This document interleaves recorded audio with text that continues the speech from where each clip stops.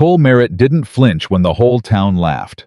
He just pulled the woman out of the mud, straightened her torn shawl with both hands, and looked every man on that street dead in the eye like he was daring them to say one more word. Nobody did. That was the summer Clearwater Creek decided what kind of man Cole Merritt really was, and the summer Nora Hale learned that being chosen by the right person could undo every wound the wrong ones had made. If this story already has your heart, subscribe to this channel, drop your city in the comments, and let's see how far this tale can travel. Now let's begin. The day Cole Merritt rode back into Clearwater Creek. The summer heat was the kind that made men mean and women restless.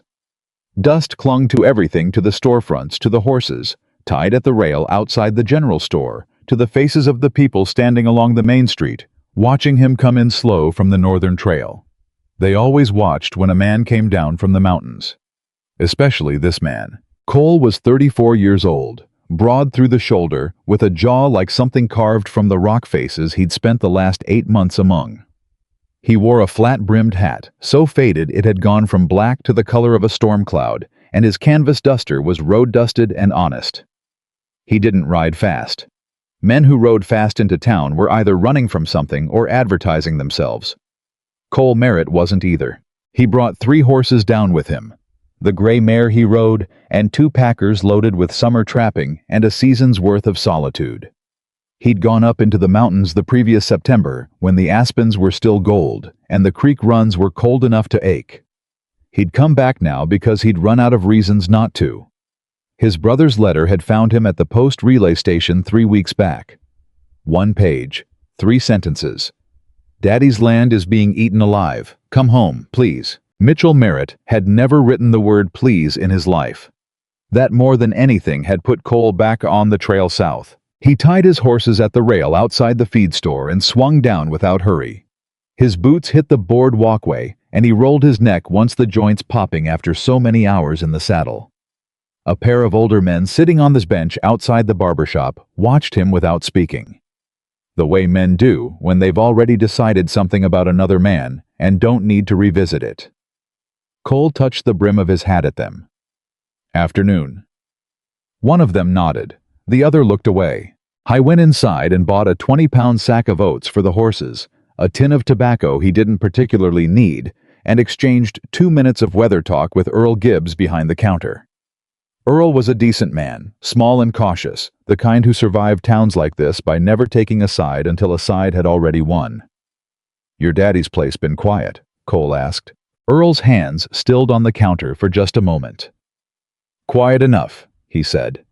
Then he went back to checking Cole's change with more attention than the amount required. Cole took the change and let the moment sit. "I'll be seeing you, Earl." "Sure will," Earl said, and didn't look up. Cole loaded the oats onto his pack horse and watered all 3 animals at the trough at the end of the street. That was when he heard it, not a sound so much as a shift in the quality of the noise around him. Voices tightening. Laughter with an edge to it. The kind of sound a crowd makes when it's enjoying something it shouldn't be. He straightened up from checking the left packer's cinch and looked down the street. There were maybe a dozen people gathered in the open space between the dry goods store and the milliner's men, a few women, a couple of boys who'd climbed up on a water barrel to see better. They were angled toward something, and whatever it was, they found it entertaining. Cole dropped his hat back on his head and walked that way, not running, just walking with purpose. He got close enough to see through the gap between 2 broad-shouldered men before he stopped. A woman was in the middle of that loose circle.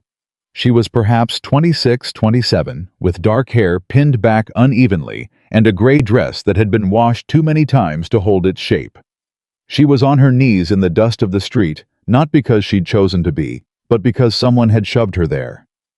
A basket lay on its side beside her, the eggs that had been inside it broken and weeping yellow into the dirt. Standing over her was Rosalind Vane. Cole knew Rosalind Vane, the way everyone in Clearwater Creek knew her beautiful, the way an expensive weapon is beautiful, with pale gold hair, and a dress that probably cost more than most families in this town spent in a month. She was 19 and had understood her power over people since she was 12. Behind her stood 2 of her usual companions, girls her age, who laughed when Rosalind laughed and stopped when she stopped like instruments waiting on a conductor. "You really ought to watch where you're going," Rosalind said, in a voice that carried easily to every person watching. She wasn't angry. Anger would have been honest.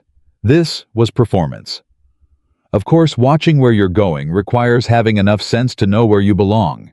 And everyone in this town knows where you belong, Nora. The woman in the dirt. Nora looked up. She didn't cry. Cole registered that first, the way a man registers something that surprises him. She didn't cry, and she didn't beg, and she didn't look away. Her jaw was set, and her eyes were dark and level, and the expression on her face was one Cole had seen before, on men who'd learned that showing pain was more dangerous than swallowing it. "Those were my eggs," Nora said. Her voice was even. Barely. "They were," Rosalind agreed with theatrical sympathy. "I suppose you'll have to explain to whoever's waiting on them why you were clumsy enough to drop them. Or," she tilted her head and smiled at the women beside her, "you could blame it on someone. That does seem to be your family's preferred method." The crowd laughed. Not all of them. A few faces held only that flat, empty expression of people who weren't amused, but weren't willing to object but enough. Nora's hands, Cole noticed, were pressed flat against the dirt. Not pushing herself up. Not yet. Holding herself steady. He stepped through the gap between the two men in front of him. One of them started to object, and then looked at Cole's face, and didn't. Cole crossed the space to Nora, in 8 steps, crouched down, and began picking up the unbroken eggs from the dirt beside the basket. There were 3 that hadn't cracked. He set them in the basket gently, one at a time, then picked up the basket itself and straightened. He held his hand out to Nora. The crowd went quiet the way a room goes quiet when something unexpected happens. Nora looked up at him. She looked at his hand. Something moved across her face, something complicated and quick that he didn't try to name. She took his hand. He pulled her to her feet with steady, unhurried strength. When she was standing, he let go. "I believe this is yours," he said, and handed her the basket. He turned then and looked at Rosalind Vane. Rosalind had the kind of face that knew how to arrange itself, but she hadn't expected this, and the surprise showed through the arrangement for just a moment before she pulled it back together. She looked at Cole with the particular attention beautiful women give to men they've decided are interesting. "Cole Merritt," she said. "I heard you were back." "You heard right," Cole said. "We were just having a little conversation." Rosalind's smile was designed to be disarming. "I'm sure you understand how things are with Nora. You've been away a while, but surely you remember." "I remember fine," Cole said. "A beat. What I'm seeing right now," he continued in a voice that wasn't raised and wasn't soft, "is a woman on her knees in the street with her eggs broken in the dirt. I don't recall that requiring a conversation." Rosalind's smile held, but its edges tightened. "Some people attract trouble," she said. "That's just the truth of certain people." "Some people make trouble for others and call it the truth," Cole said. "That's a different thing." The quiet that followed was the listening kind. Rosalind looked at him for another moment with something calculating moving behind her eyes. Then she turned to her companions, lifted her chin slightly, and walked away. The women went with her. The crowd took a few seconds and then dissolved the way crowds do, redistributing itself back into the ordinary business of the afternoon, leaving the street almost as it had been before. Almost. Cole turned back to Nora. She was looking at him with an expression he couldn't immediately read. Not gratitude, or not only gratitude. There was wariness in it. The wariness of a woman who'd learned not to trust help that came unexpectedly. "Thank you," she said. "Don't mention it." "I mean it." She paused. "Though I'll tell you plainly, it'll just be worse later. When there's no one watching." Cole looked at her. "Then we make sure someone's watching." She almost laughed at that. He could see it, the impulse moving through her before she caught it. She pressed her lips together instead. "You're Cole Merritt," she said. "That's right." "You probably don't remember me. I'm Nora Hale. My father had the old Hale property east of your family's land. Before—" She stopped, rearranged something in her expression. "Before things changed." He did remember her, though not well. A quiet girl years younger glimpsed across a fence line or at church twice a year. That felt like a different world now. I remember, he said. He looked at the broken eggs, still soaking into the dust. You need those replaced. I can't take charity. I'm not offering charity. I'm offering 3 eggs. There's a difference. He studied her face. You look like a woman who knows the difference. Something in her posture shifted, just slightly. The Hennessy farm usually has extra, she said. But I don't have money for them today. I'll cover it. Mr. Merritt. Cole, he said. Cole. She said his name the way you try a door when you're not sure if it's going to hold.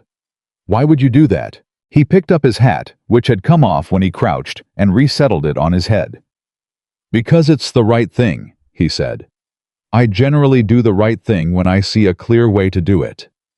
She studied him for a long moment.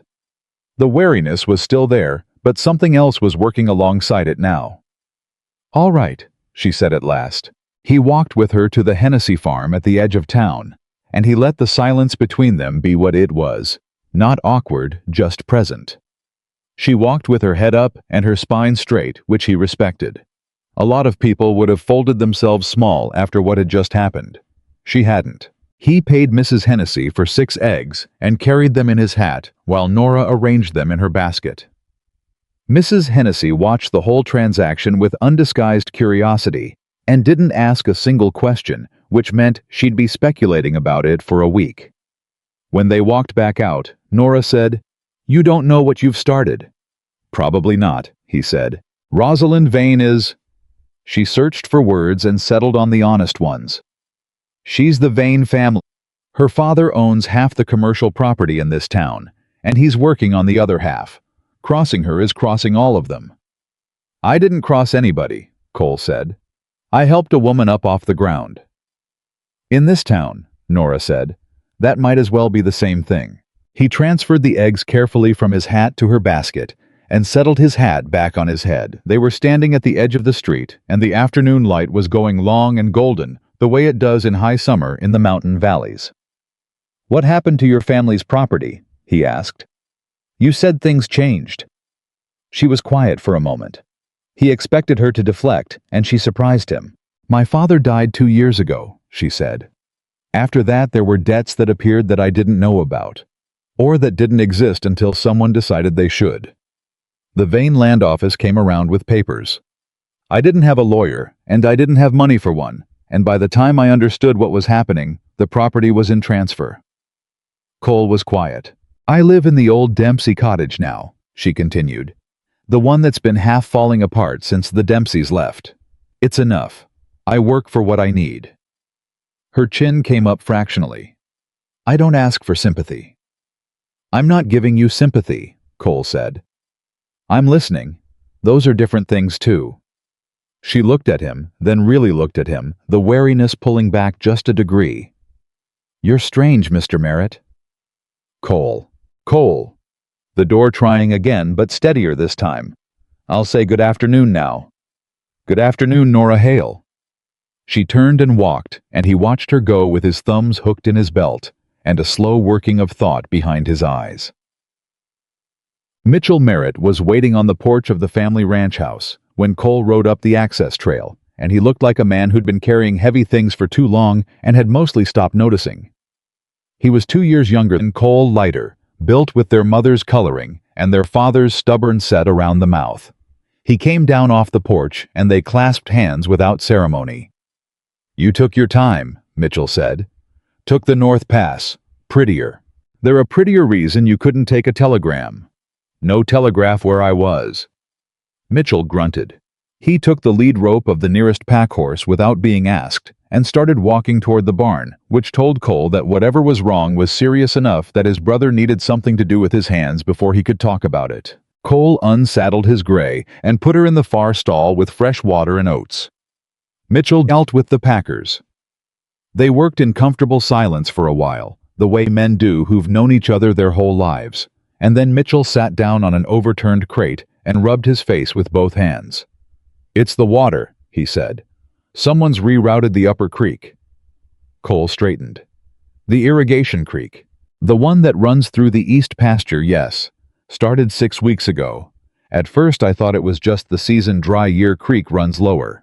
But it's not lower everywhere. It's lower here specifically. I rode up to the tributary head last month, and there's a new diversion there. Recent work. Timber and packed earth looks like it went up in a matter of days. Who owns the land above the tributary? Mitchell looked at him. Guess. Cole was quiet for a long moment. Vane. Vane bought it last year from the Prestons. I didn't think anything of it at the time because the Prestons were selling anyway, and it's just hill country up there. No good grazing. Mitchell's jaw tightened. Turns out hill country above a water source is worth a lot more than hill country that isn't. He diverted the creek onto his own land. No, that's the thing. He diverted it away from ours. It doesn't run onto his land, it runs off toward the Creel Flats.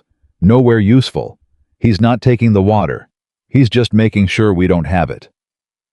Cole sat down on the rail across from his brother. The last of the day's light was coming through the barn's east window and laying a long bar of gold across the straw. Why? Cole said. Because without the east pasture water, we can't run enough cattle through summer to make our land payments in the fall. Mitchell said it flat and factual, the way you say a thing when you've spent enough time with it that the feeling has gone temporarily numb. Without the land payments, we default to the lending office. And the lending office is the Vane lending office, Cole said. Took over the First Territorial Bank 2 years back, quietly. It's still got the old name on the door. Mitchell looked down at his hands. Daddy borrowed against the east section to get the new herd last spring. Thought the summer grazing would cover it. It would have if the water had stayed. Cole was quiet for what might have been a minute. He know I'm back? He asked. Vane? Mitchell shook his head. Doubt he's thought about it either way. You've been gone 8 months. To him there's just me here and I've been... He stopped. Started again. I've been trying to handle it through the right channels. Wrote to the county land office. They said the diversion is technically legal because the tributary doesn't cross a formal water right boundary. Said I'd need a judge to look at the original deed language. And the nearest circuit judge comes through twice a year. He was here 6 weeks ago, and the next time he comes is October. Cole looked at his brother. October's too late. October's too late, Mitchell confirmed. The land payment is due September 1st. The barn was quiet, except for the horses moving in their stalls. Cole put his elbows on his knees and looked at the floor and let himself think. I need to see the original land deed, he said at last. And I need to see that diversion work up close. I can show you tomorrow. Tomorrow, then. Mitchell looked at him with something that was relief trying not to be hope. You going to be able to fix this? Cole picked up his hat and turned it in his hands. I'm going to see what can be fixed, he said. That's the honest answer. Good enough, Mitchell said, and meant it. Cole didn't sleep well that first night, which wasn't unusual for him coming down from the mountains. Too much roof over his head, too many walls. He lay in his old room and listened to the house settle and thought about the diversion channel, about the Vane lending office, about the timeline. And after a while, he thought about Nora Hale and the way she'd looked at him when he held out his hand. You're strange, Mr. Merritt. He'd heard stranger things said about him with more hostility behind them. From her, it had sounded like an observation made by someone accustomed to being studied and not to studying back. Like she wasn't used to having the angle on someone. He got up before full light and made coffee and sat on the front porch while the dark thinned out around him. The mountains were visible in silhouette to the north, enormous and permanent, and the sight of them settled something in him the way it always did. How was back? He didn't know yet if that was the right thing. But he was back, and the problem in front of him was real, and the people in it were real, and Cole Merritt had never in his life been able to be in proximity to an injustice and simply let it run. His father used to say that was his great strength and his great liability in equal measure. He thought his father was probably right. When the sun came up enough to move by, he saddled the gray and rode out to look at the diversion before Mitchell was even up. He found it without trouble. 2 hours of riding up the north slope along the creek line until the flow thinned noticeably, and then he followed the dry channel until it bent wrong. The diversion was exactly as Mitchell had described: new timber work, solid and deliberate, driven into the tributary at an angle that redirected the summer flow away from the main channel and off toward the east flat, where it would sink into the gravel and be gone. Cole dismounted and walked the structure carefully. He wasn't an engineer, but he'd spent years in the mountains watching water move and learning what it wanted to do, and what he was looking at was the work of someone who knew water too, who knew precisely how much pressure to redirect and where to send it, so that it wouldn't be useful to anyone, but would be technically within the edges of the law. He crouched at the edge of the diversion and looked at the wood. New. The cuts were still light-colored in the angles where the saw had been, maybe 6 to 8 weeks old at most. He stood, looked up the slope, and saw exactly what he was looking for. A survey stake driven into the ground, 30 feet up, with a ribbon tied to it. County Orange. He walked up and crouched beside it. The stake was numbered. He memorized the number. On his way back down the slope, he stopped at the edge of a cleared section where the original creek bed was visible. The natural channel worn smooth over decades, running exactly where the Merritt land deed would have recorded it. He took out the folded paper he'd taken from his father's desk before riding out this morning and opened it. The deed was 50 years old and written in the careful legal language of a different era. It referenced the creek by name, Clearwater Branch East Tributary, and established water access rights by virtue of the creek's established course as surveyed in the county record. Cole folded the deed and put it back in his pocket. He stood for a moment with his hand flat against the bark of a cottonwood that had been drinking from this creek its entire life, and he thought. Then he got back on the gray and rode toward town with a particular destination in mind. The Clearwater Creek land office opened at 8. Cole was outside at 10 past, hat in hand, waiting while the clerk unlocked the door. The clerk's name was Purvis Young, spectacled, trying very hard to appear as if he handled consequential things regularly. He probably did handle consequential things. He also, Cole observed, had a photograph of Gerald Vane prominently displayed on the wall behind his desk, alongside the official county commission portrait. "I'm looking for survey records," Cole said, "specifically for survey stake 738B North Quadrant Upper Clearwater Basin." Purvis blinked. "That's a specific request." "It's a specific stake," Cole said pleasantly. Purvis went to his files with the particular slowness of a man deciding something while appearing to be doing something else. He came back with a ledger. "That stake relates to the Vane property acquisition last year," he said. "The survey was conducted as part of the purchase documentation, and the survey record would show the boundary lines established at time of purchase." It would. "Could I see it?" A pause. "May I ask your interest in this record?" Cole looked at him steadily. "I have land that shares a water source with property in that survey area. I'm concerned the diversion work may have been conducted across an established water right." Purvis's expression did something careful and closed. "The water usage in that area has been reviewed by this office," he said. "The diversion is in compliance with county." "I'd like to see the survey record," Cole said again. Still pleasant, still patient. "That's a public record. I'm a county landowner with a registered deed. I have a legal right to review public land documentation." The office was quiet. Purvis looked at him for a long moment.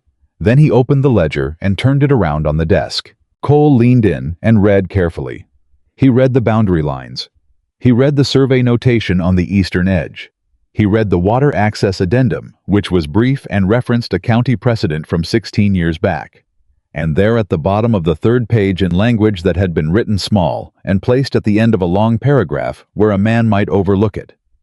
If he wasn't reading closely, he found what he was looking for. A clause. A pre-existing water right clause, not in the Vane purchase survey, but cross-referenced in it. Cross-referenced to the original Merritt deed. Cole straightened up slowly. "I need a copy of this page," he said. "And the cross-referenced deed entry from the county record, if you have it filed here." Purvis pressed his lips together. "That'll take time to locate." "I'll wait," Cole said. He picked a chair against the wall, sat down, and settled his hat in his lap. "Take as much as you need." It took 40 minutes. Purvis moved slowly and consulted several files and disappeared into the back room twice. Cole waited through all of it without moving. When Purvis finally produced the copies, Cole thanked him, tucked the papers into his coat, and walked out into the morning heat. He stood on the board walkway outside the land office and looked down the length of the main street and thought about what he held in his pocket and what it meant and how hard someone might fight to prevent it from meaning anything. At the far end of the street outside the Vane commercial building, Gerald Vane himself was just stepping down from a carriage. He was perhaps 55, thick in the neck and prosperous in his dress, with the well-fed authority of a man who hadn't heard the word no in a long time. His daughter Rosalind was with him in a different fine dress than yesterday, and she was laughing at something he said. As if sensing something, Vane looked up. His eyes found Cole across the length of the street and stopped there. Cole held the look for a moment. Then he touched the brim of his hat, turned, and walked toward where he'd left the gray tide. Behind him, he heard nothing. But he felt with the particular animal sense that years alone in the mountains had sharpened in him the weight of being watched every step of the way. He was halfway back to the ranch when he heard the horse coming up fast behind him. He pulled the gray to the side of the trail and turned in the saddle and waited. It wasn't one of Vane's men. It was Nora Hale, riding a small brown mare with a cracked saddle, and she was riding with the urgency of someone who'd seen something they needed to share before they talked themselves out of it. She pulled up beside him, breathing harder than the ride warranted. Her hair had come half loose, and there was color in her face. "I wasn't following you," she said immediately. "All right," he said. "I saw you come out of the land office. I'd been—" She steadied herself. "I was at the dry goods for my morning order, and I saw you go in, and I waited. And then I saw Mr. Vane watching you when you came out, and the look on his face." She stopped, started more carefully. "Cole. He knows something is happening. He didn't look angry. He looked like a man making calculations." "That's a useful thing to know," Cole said. "What were you doing in the land office?" He looked at her for a moment. She sat the horse straight, and her eyes were direct, and he thought again about how she hadn't cried in the street. "I found something in the survey records," he said. "Something that might matter. About your family's land. About the water rights." She was quiet, processing. "And now he knows you were looking." "He knew we'd eventually look," Cole said. "Doesn't change what I found." "It might change what he does next," Nora said. "Before you can use it." She held his gaze, and he held hers. And in the still heat of the summer morning on that empty trail, the understanding passed between them clearly that whatever was coming faster now, and that they were both for reasons that had nothing to do with each other, and everything to do with the same injustice squarely in the path of it. "What did they do to your father's property?" Cole asked quietly. "Tell me the whole of it." She looked at him for a long moment, and then she told him. Nora told him everything on that trail, and she told it the way people tell things they've been holding alone too long, not all at once, not in order, but in pieces that came out as they loosened, each one pulling the next. Her father, James Hale, had been a quiet man and a careful one. He'd kept the East property for 30 years, ran a modest cattle operation, never borrowed more than he could repay. When he got sick the winter before last, he'd still been sharp enough to put his affairs in order. He'd told Nora the land was hers, outright, no liens, no debts, outstanding the deed clean and filed. He died in February. By April, a man from the Vane land office had come to the door. "He had papers," Nora said. "Said my father had borrowed against the East section to cover a bad trading season 3 years back. Showed me a promissory note with Daddy's signature on it." "And was it his signature?" Cole asked. She pressed her lips together. "It looked like his signature. But my father never mentioned that loan. Not once. And he told me everything, Cole. He kept his ledger on the kitchen table. I knew every penny he owed and to whom." She paused. "But I was a woman alone, and I didn't have a lawyer, and the man from the land office had 2 county deputies with him when he came to the door. Not threatening, just present." Cole said nothing. He let her continue. "They gave me 30 days, she said. I spent 20 of them trying to find someone who'd look at the note and tell me if it was forged. The one lawyer in town, Aldridge, said he didn't handle property disputes. Then he took a retainer from Gerald Vane 2 weeks later for something unrelated." Her voice stayed level, but her hands tightened briefly on the reins. On day 30 they came back. I had nothing. I signed the transfer. Her jaw set. Stupidest thing I ever did. But I didn't know what else to do. You did what you could with what you had, Cole said. I lost my father's land, she said flatly. That's what I did. He didn't argue with her. Some losses needed to be owned before they could be moved through. That note, he said. You ever get a copy of it? She looked at him. No. Did you see the filing number on it? Yes, I think so. I wrote things down. I had a piece of paper. She frowned. I still have that paper. I'd like to see that number, Cole said. She studied him. Why? Because if your father's note and my family's diversion paperwork were both processed through the Vaneland office, and if both were filed within a certain window, there might be a pattern that a judge would find interesting. The sound the mare made stepping on a dry branch was the only sound for a moment. You think he's done this before? Nora said. I think a man who does it once usually does it more than once, Cole said. Because once it works, why stop? They rode back toward the Merritt ranch together, not because it was planned, but because neither of them ended the conversation and the trail went that direction. Mitchell was in the yard when they came up the access road, and he looked at Nora and then at Cole with an expression that asked several questions simultaneously without voicing any of them. Cole swung down. Mitchell, you remember Nora Hale? I remember, Mitchell said carefully. James Hale's daughter. She has information that might be useful, Cole said. And I'm going to need you to pull every piece of paper we have on the land filing. The original deed, the bank loan documentation, anything Daddy signed. Mitchell straightened. What are you thinking? I'm thinking we're not the only ones Vane has done this to, Cole said. And I'm thinking a single complaint from one landowner is easy to ignore. A pattern documented across multiple properties is something else. Mitchell looked at Nora again, and this time there was something more than caution in it, something that recognized a fellow damaged party. Miss Hale, he said. I'm sorry about your father. Thank you, she said. She said it the way someone says thank you for something that helps less than people think it does. They went inside, and Mitchell spread the land documents on the kitchen table, while Nora pulled a folded and refolded piece of paper from the pocket of her dress. The number she'd written down the filing reference from the promissory note was there in her careful handwriting, slightly smudged, but legible. Cole set it next to the survey copy he'd gotten from Purvis that morning. He looked at both of them for a long time.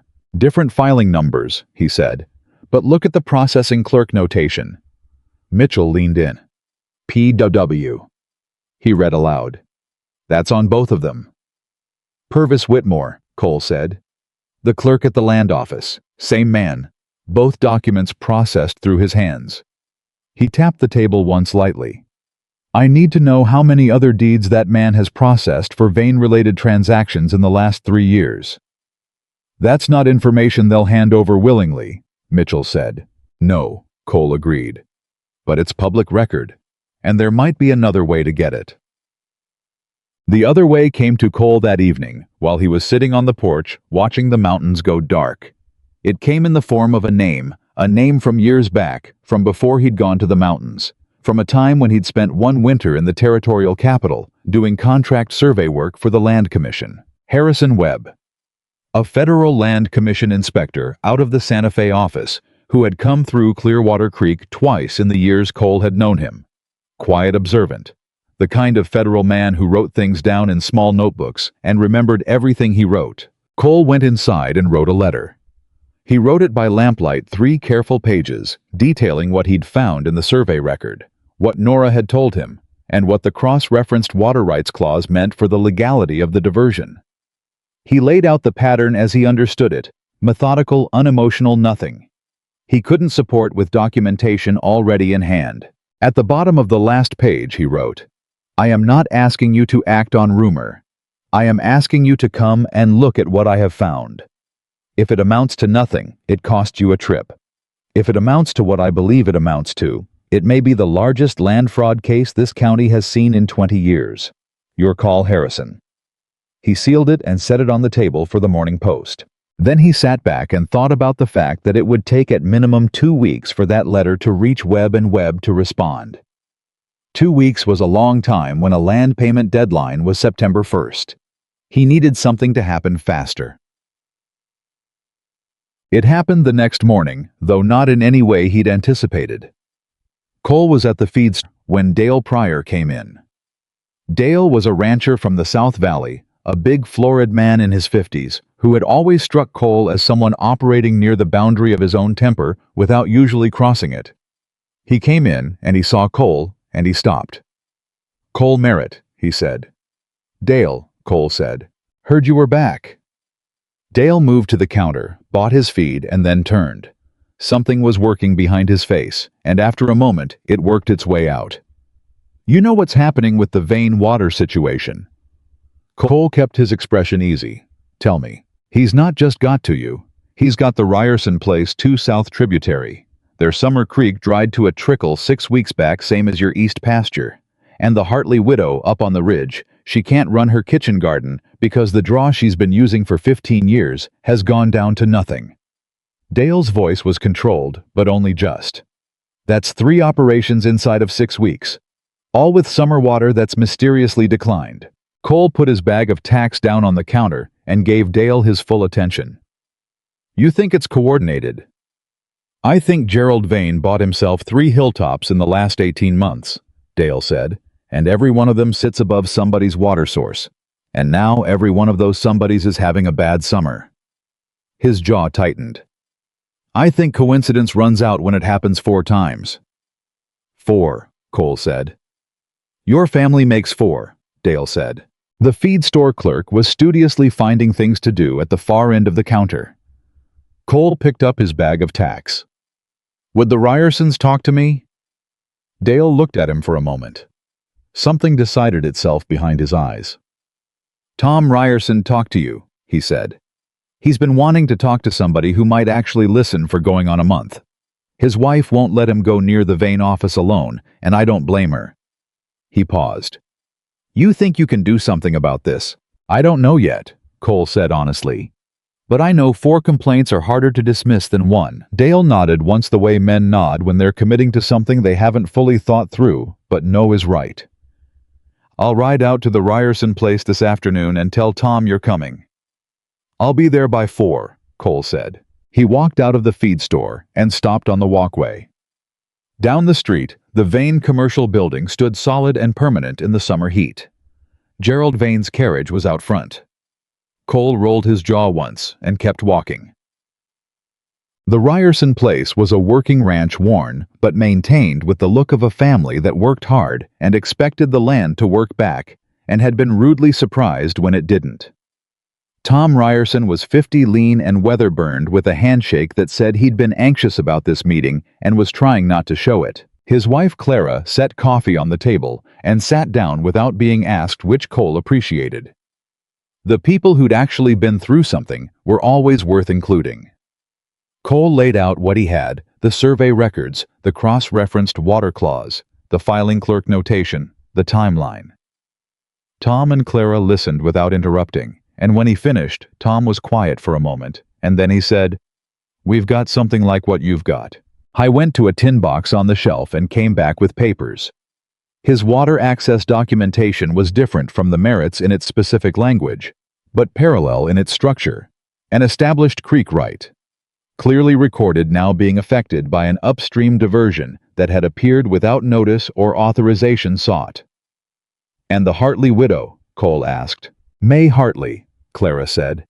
"She won't fight it. She's too frightened, and she's alone up there, and she knows it." Clara's voice held something that wasn't quite anger and wasn't quite grief. "Gerald Vane offered to buy her place last month. Low price. She hasn't said yes yet, but she hasn't got much else to say." "If she sells, he owns the ridge draw entirely," Tom said. "No one questions a man's use of water on his own land." Cole thought about that. "When did he make the offer?" "A week after her draw went dry," Clara said. The room was quiet. "That's the method," Cole said. It came out quieter than he intended, and harder. Tom looked at him across the table. Can you stop it? I'm going to need your filing documentation, Cole said, and May Hartley's if she'll give it. And I need you to write down everything, dates, what you saw, what changed in the order it happened. He looked at Clara too, because she was the one who'd remember. Everything, even the things that seem small. And then what? Tom asked. Then I'm going to build something a federal land inspector can walk into and understand in an hour, Cole said. And I'm going to make sure Vane knows it's being built, so he thinks twice about what he does next. Clara refilled his coffee without asking. You really think a federal man will come out here over this? I think a federal man I've known for 15 years, who has made a career of catching exactly this kind of operation, will come out here when I put the right case in front of him, Cole said. Yes. Tom reached across the table and put his hand on his wife's hand. All right, he said. We're in. Cole was riding back toward the ranch in the late afternoon when a rider came up behind him fast and then pulled alongside without slowing, which was either aggression or urgency, and turned out to be both. It was one of the Vane hired hands. A man named Driscoll, big and deliberate with pale eyes that held nothing friendly. Mr. Vane wants a word, Driscoll said. Mr. Vane knows where to find me, Cole said without breaking the Gray's pace. He'd prefer it at his office, today. Tell Mr. Vane I'll come by when I've got time, Cole said. I've been busy. Driscoll rode alongside him for another dozen yards. That's not the message he'll want me bringing back. You can dress it up however you like, Cole said. He glanced at Driscoll once level and without hostility, which was somehow more unnerving than hostility would have been. You know how to deliver news, Driscoll. That's why he pays you. Driscoll held beside him for another moment, then peeled away and rode back toward town without another word. Cole watched him go in his peripheral vision and didn't change his pace or his expression. But he was thinking hard. Vane wanted to talk. That meant Vane already knew more than Cole had assumed about the Ryersons probably, or about the letter to Harrison Webb, or both. Information moved fast in a town where one man owned the commercial center. The question was whether the meeting was meant to negotiate or to threaten. And the answer to that question would tell him something important about how confident Vane was. He stopped at Nora's cottage on the way home. He hadn't planned to. He'd been thinking about the timeline and the federal case, and the Hartley widow, and the meeting with Vane. And then he was on the fork of the trail where the north track went toward the ranch, and the side path went toward the old Dempsey cottage, and he took the side path without making a conscious decision about it. The cottage was exactly as she'd described, serviceable worn with a kitchen garden along the south wall that was extraordinarily well kept given the size of it. She came out of the door before he'd fully dismounted, which meant she'd heard the horse and hadn't assumed it was anyone safe. Cole, she said. The wariness was there, but it moved aside more quickly than it had before. I went to the Ryersons, he said. Something shifted in her face. And, same pattern as your family's property. And apparently May Hartley's draw is dry too, and Vane's already offered to buy her place. He watched her face process that. I need to know the note they showed you with your father's signature. Is there any person left in this town who would have known your father well enough to know whether he would have taken that loan? Someone he trusted. She thought about it. Reverend Coulter, she said, and Doc Fennick, and she stopped. Old Walt Briggs. He and Daddy played cards every Thursday for 20 years. Would any of them sign a statement about your father's financial habits? His character. The kind of thing a judge might consider when looking at disputed documentation. She looked at him steadily. You're building a case. I'm building something, Cole said. I want to have it ready before Vane can move to close off any more of it. He'll find out you're doing it, she said. He has people in this town who tell him things. I know, Cole said. He already sent Driscoll to ask me to come in for a meeting. Her expression shifted into something sharper. Today. This afternoon. Cole. She came down the 2 steps from the cottage door. Be careful. He doesn't ask people in for meetings to discuss problems. He asks them in to find out how much they know and to offer them a number. A number. My mother's cousin had a water dispute with one of Vane's parcels 2 counties over 4 years ago. By the time the meeting was over, he'd taken a settlement, signed a release, and there was never any public record of the dispute at all. Her eyes were intent on his. He buys off the ones he can, and he buries the ones he can't. Cole held her gaze. Which one do you think he thinks I am? She didn't hesitate. He thinks you're a mountain man who's been gone for 8 months and just found out his brother's in trouble. He thinks you're angry and probably not too careful. He thinks a number will work. And if I don't take the number? Then he stops being pleasant about it. She said it quietly and without drama, which made it more serious, not less. Cole looked at her for a moment. You know a lot about how he operates. I lived through it, she said. I paid attention to every piece of it because I thought maybe someday it would be useful to someone. She looked down briefly, then back up. Turns out someday is now. He looked at her standing there in the afternoon heat, with her hands quiet at her sides, and her eyes carrying 2 years of watching an injustice run and knowing she couldn't stop it alone. Something in his chest did something he didn't immediately name. Come to the meeting with me, he said. She blinked. What? Come with me to Vane's office. Why? Because you know what he says when he's comfortable and I don't. I need someone in that room who can hear the difference between what he means and what he's saying. Cole settled his hat. And because I think he'll say different things if you're there. You make him remember what he did. She was quiet for a long moment. Her hands, he noticed, were no longer quite still. He'll use it against me later, she said. Rosalind will make my week miserable. She's already making your week miserable, Cole said. Something flickered in her expression, not quite a smile, but the thing that comes just before one. You're not wrong, she said. Give me a minute to change my apron. Gerald Vane's office was in the back of the Vane commercial building past the main trading floor with its polished glass cases and broad dark wood counters. A man named Eustace, who had the bearing of someone who'd been hired specifically to make other people feel smaller, led them back when Cole asked for Mr. Vane, and Eustace's professional neutrality cracked just slightly when he saw Nora beside Cole. His eyes moved to her and then away in the manner of someone recalibrating something. Vane was behind his desk when they came in. He was the kind of man whose desk was part of the performance, wide and heavy and positioned, so the person behind it was higher than the people in front of it.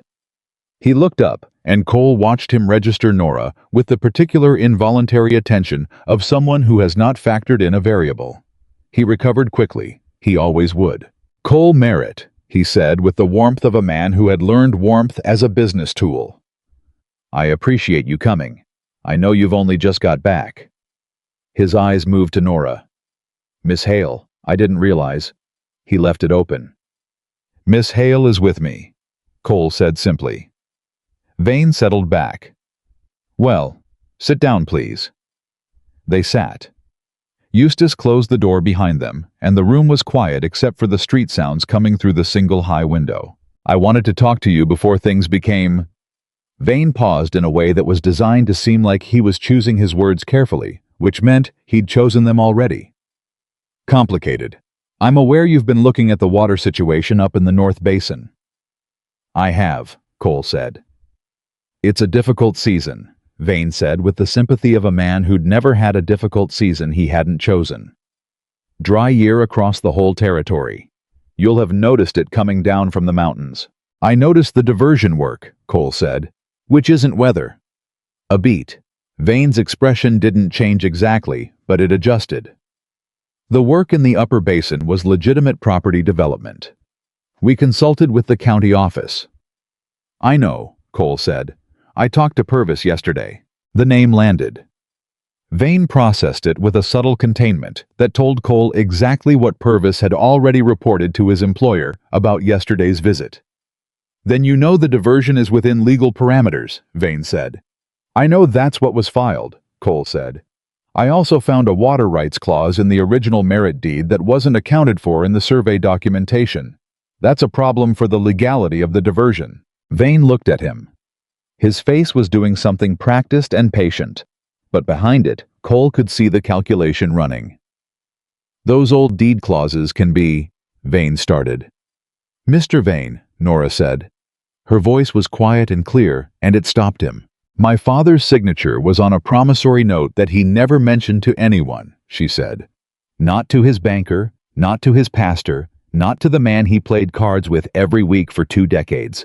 He was a meticulous man. He didn't forget debts. She looked at Vane without looking away.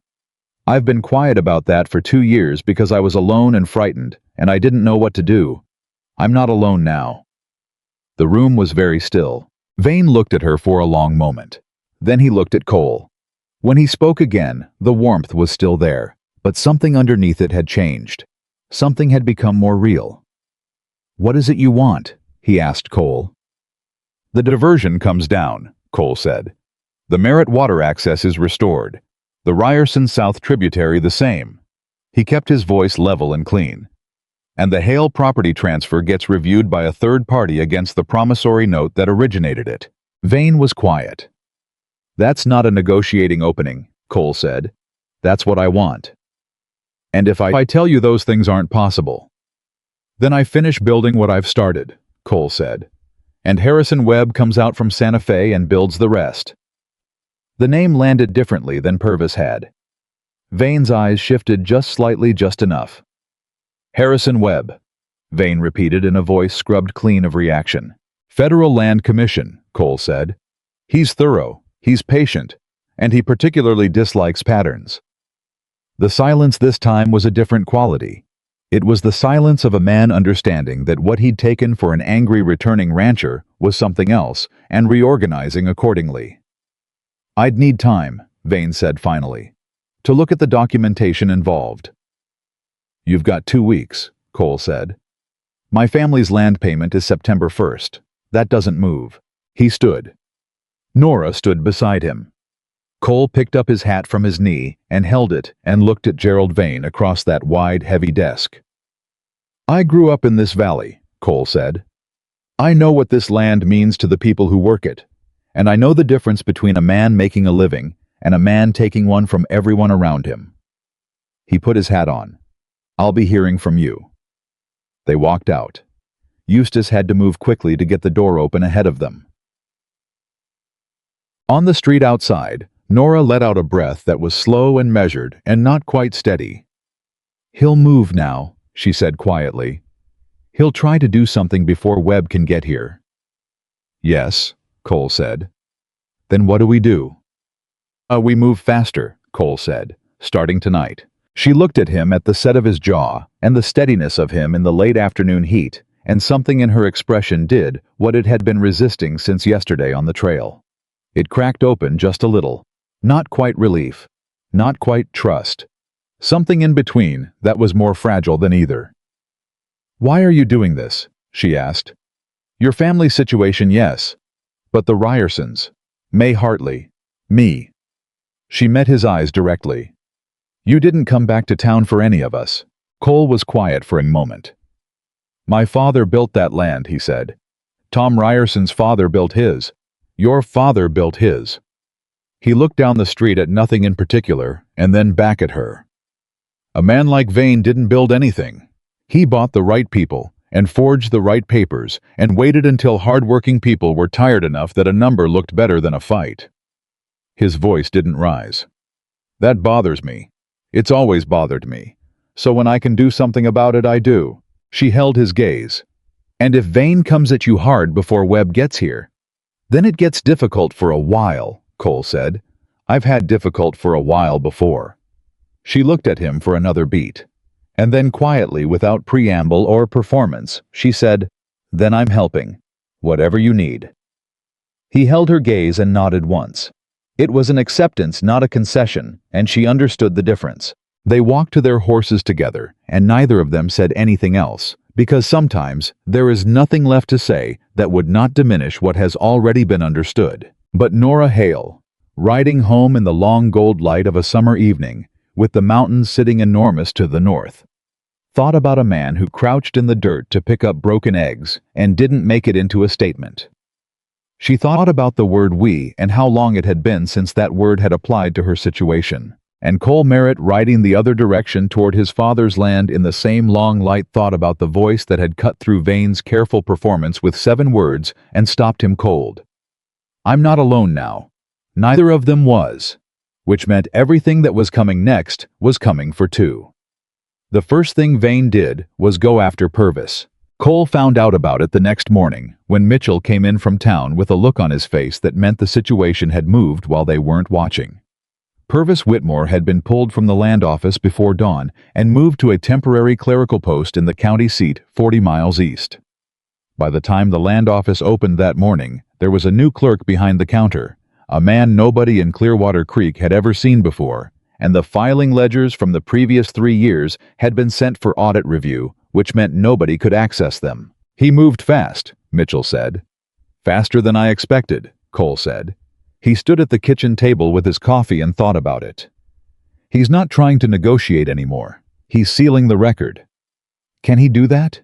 Just move a county clerk? He can if he's got the right people on the county commission, Cole said, which apparently he does. He set his cup down. The copies I made are still good. What he can't do is unfile the original Merritt deed or erase the cross-reference that's already in the county record. That exists somewhere he can't reach. Somewhere being Santa Fe, Mitchell said. Somewhere being Santa Fe, Cole confirmed. Mitchell sat down. The letter to Webb. Won't reach him for another 10 days minimum, maybe 12. Cole was quiet for a moment. We need something to hold the line until then. That something arrived at their door 2 hours later in the form of Dale Pryor, Tom Ryerson, and a man Cole didn't recognize at first, a big-framed, gray-bearded man who stepped off his horse with the careful deliberation of someone whose knees had been complaining for years, but who refused to let his body make his decisions. Walt Briggs, the man said, and put out his hand. Cole shook it. Nora had mentioned that name, the man who'd played cards with James Hale every Thursday for 20 years. Nora Hale asked me to come, Walt said. Said you needed someone who knew her daddy's business.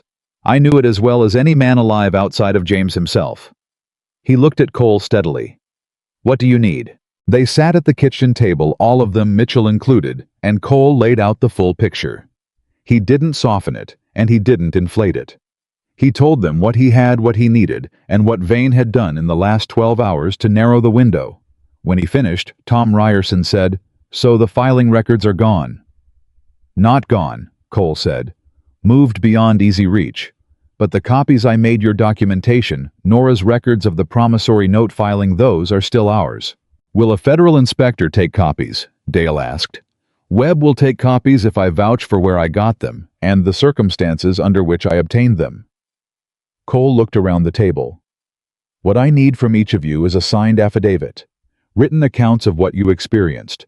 The dates your water changed any communication from the Vane land office. Any offer or pressure you received. Signed and witnessed. Witnessed by who? Tom asked. Reverend Coulter, Walt Briggs said. He'll do it. He's been watching what Vane's been doing to this valley for 2 years and not saying a word because nobody brought him something he could stand behind. You give him signed affidavits, he'll witness every one. Cole looked at Walt. Can you go to him today? I can go right now, Walt said. I'm 71 years old, and I watched a good man get robbed of his land by a forged signature, and I've been angry about it since February 2 years ago. He pushed back from the table. Point me at something useful. By noon, the affidavit process was underway. Walt had gone to Reverend Coulter. Dale Pryor had ridden out to 2 other ranchers in the South Valley who'd had unexplained water issues the previous summer, men who hadn't connected their problems to Vane because they hadn't known about the others. Tom Ryerson was writing his own account at his kitchen table with Clara reading over his shoulder to make sure the dates were right. Cole rode to May Hartley's place on the ridge. She was a small woman, older than he'd expected, with sharp eyes and a straight spine and hands that had worked her whole life and showed it. She came out on her porch when he rode up and watched him dismount with the contained alertness of someone who had been waiting for trouble for a while. May Hartley, he said. I'm Cole Merritt, Mitchell Merritt's older brother. I know who you are, she said. Word travels. She didn't invite him up on the porch, but she didn't go back inside either. You hear about the water, "I'm here about all of it," he said, "including Vane's offer on your property." Her mouth pressed together. "I haven't taken it." "I know. I was hoping you'd be willing to tell me about it in writing. When he made the offer, what he offered, the circumstances." She was quiet for a moment. A hawk passed overhead, and she watched it without looking like she was watching it. "If I sign something," she said, "and it doesn't work, if you bring this case and it goes nowhere, I'm left here with Vane knowing I went against him. And I'm alone up here, Mr. Merritt." "I know," Cole said. He didn't try to minimize it. "That's a real risk, and I won't pretend it isn't. So why should I sign?" I thought about how to answer that honestly. "Because if nobody signs," he said, "then Vane wins by default. Not because he's right, but because everyone was too afraid to say he was wrong. And then he makes his offer again, and next time you might be too tired to say no." May Hartley looked at him for a long moment. Then she said, "Come up on the porch." He came up. "I'll sign," she said, "but I want a copy of whatever you file. I want to know what's being done with my name." "You'll have it," he said. She went inside and got paper and a pen and sat down in the porch chair and began to write, and her handwriting was small and precise and didn't waver. Cole was back in town by mid-afternoon. He had 4 affidavits in his coat pocket, and a 5th being finished by May Hartley, with the promise of delivery by morning. He was thinking about the filing structure, how to organize everything for Webb, what to lead with, when Rosalind Vane stepped into his path on the main street. Not an accident. She'd been waiting. She was in pale green today, impeccable in the heat, with her gold hair up and her expression arranged in something that might have been friendly if Cole hadn't spent the last 2 days learning what her father's friendly looked like. Cole, she said. "I'd like to talk." "Miss Vane," he said, and kept walking. She fell into step beside him. "I think there's a misunderstanding between our families," she said. "Daddy feels terrible about it. He asked me to talk to you directly because he thought it might go better that way." "What misunderstanding is that?" Cole said. "The water situation." He didn't realize the downstream effects were as serious as they apparently are. He's willing to look at adjusting the diversion. Cole stopped walking. He turned and looked at her directly, which she met with the practiced steadiness of a woman who'd been pretty her whole life and knew how to use it. "Adjusting," he said. "Modifying it. Finding something that works for everyone." She touched his arm briefly. "He's a reasonable man, Cole. He just needs to know the other side is also being reasonable." Cole looked at her hand and then at her face. "Tell your father that reasonable is how I started this," he said. "He's the one who moved Purvis to the county seat this morning." Her hand dropped. Something moved behind her eyes, surprise or the performance of it.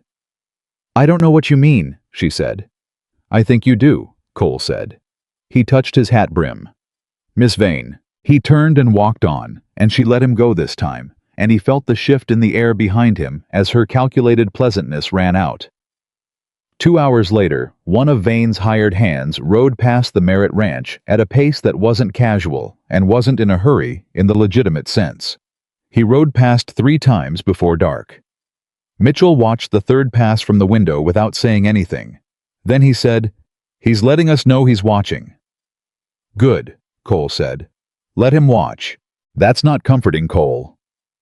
"It means he's not doing anything yet," Cole said. "Men who move in the dark don't announce themselves first." He went to bed that night with the affidavits in his coat hung on the bedpost and his rifle leaning against the wall where he could put his hand on it without reaching far.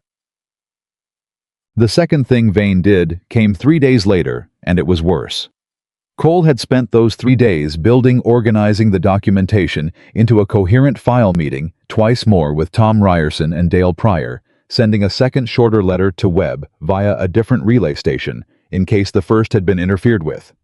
He'd been careful and methodical, and he'd felt the case getting solid under him the way good ground feels.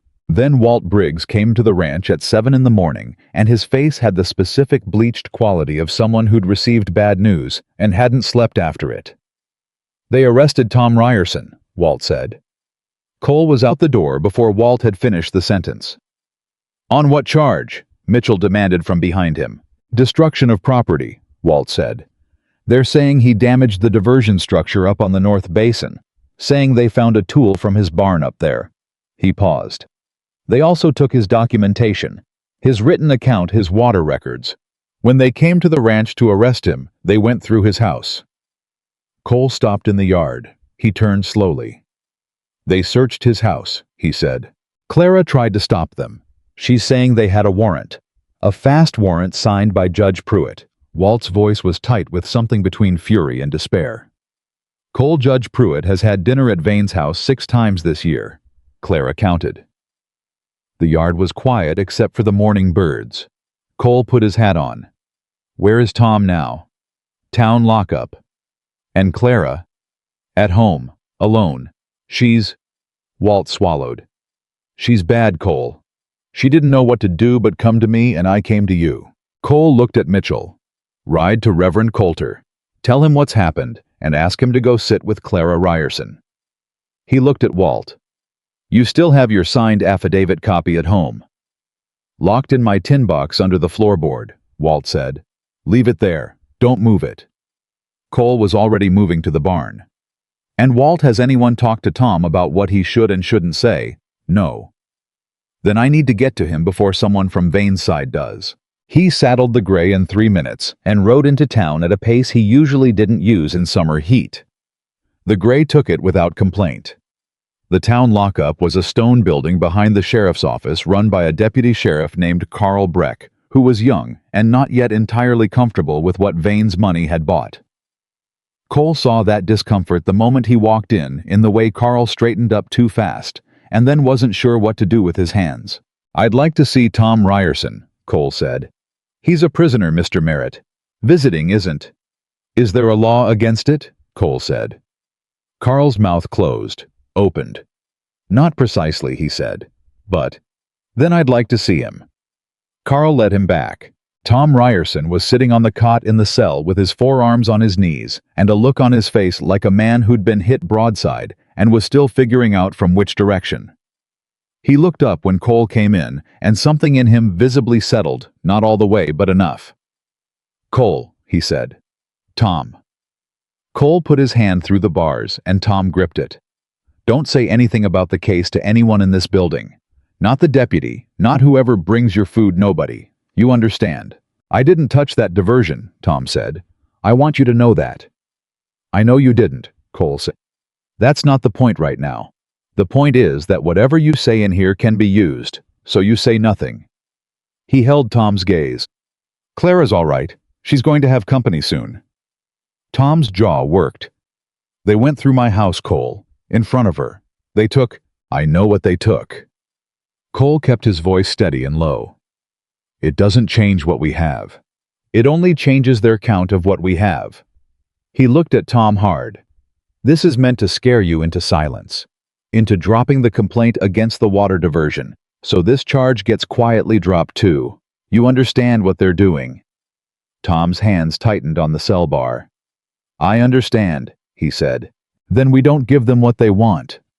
Cole released his hand. I'm going to get you out of here. I don't know exactly how fast, but I'm working on it. How? Tom said.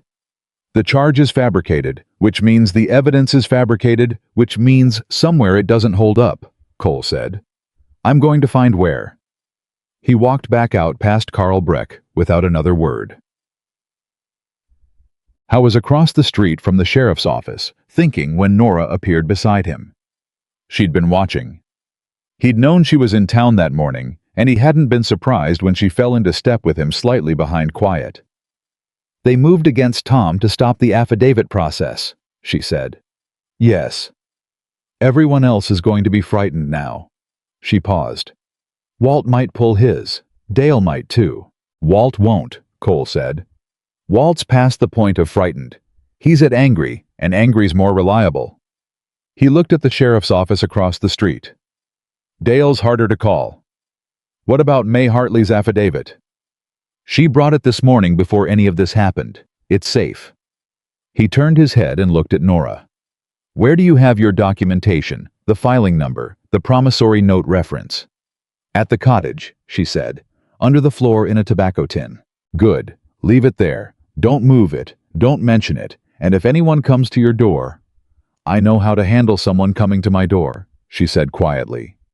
He looked at her.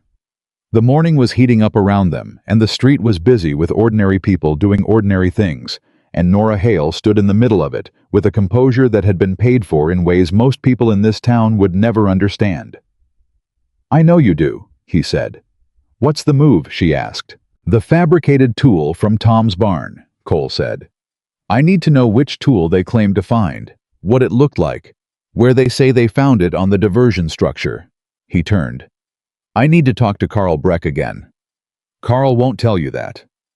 Carl is uncomfortable, Cole said. Uncomfortable men sometimes tell you more than they mean to. She watched him cross the street, and this time she didn't follow. She stood where she was and watched the door close behind him, and thought about how differently a person moved through the world when they weren't afraid anymore. Not fearless, because she understood Cole was not without caution, but done with the kind of fear that paralyzes. Done with it as a matter of decision. She was working on that herself. Carl Breck was still behind his desk when Cole came back in. He looked up with the expression of a man who'd hoped this particular visitor was finished. I need to know the specifics of the charge against Tom Ryerson, Cole said. Specifically what property was allegedly damaged and what evidence was cited. That information is part of an active, Carl, Cole said. He said it the way you say a person's name when you want them to actually hear you. Not aggressive, just present. You grew up in this valley. Your daddy had a place east of the Creel Road. You've known Tom Ryerson your whole life. Carl's jaw tightened. That's not relevant to. You signed a warrant application that put a man you've known since you were boys in that cell over there, Cole said. I'm just asking you to look me in the eye and tell me you believe he damaged that structure. The office was quiet. Carl Breck looked at his desk. Then he looked at the window. Then he looked at Cole, and in his face was the expression of a young man discovering that the comfortable middle ground he'd been living in had narrowed to a point. The tool was a pry bar, Carl said finally, his voice low.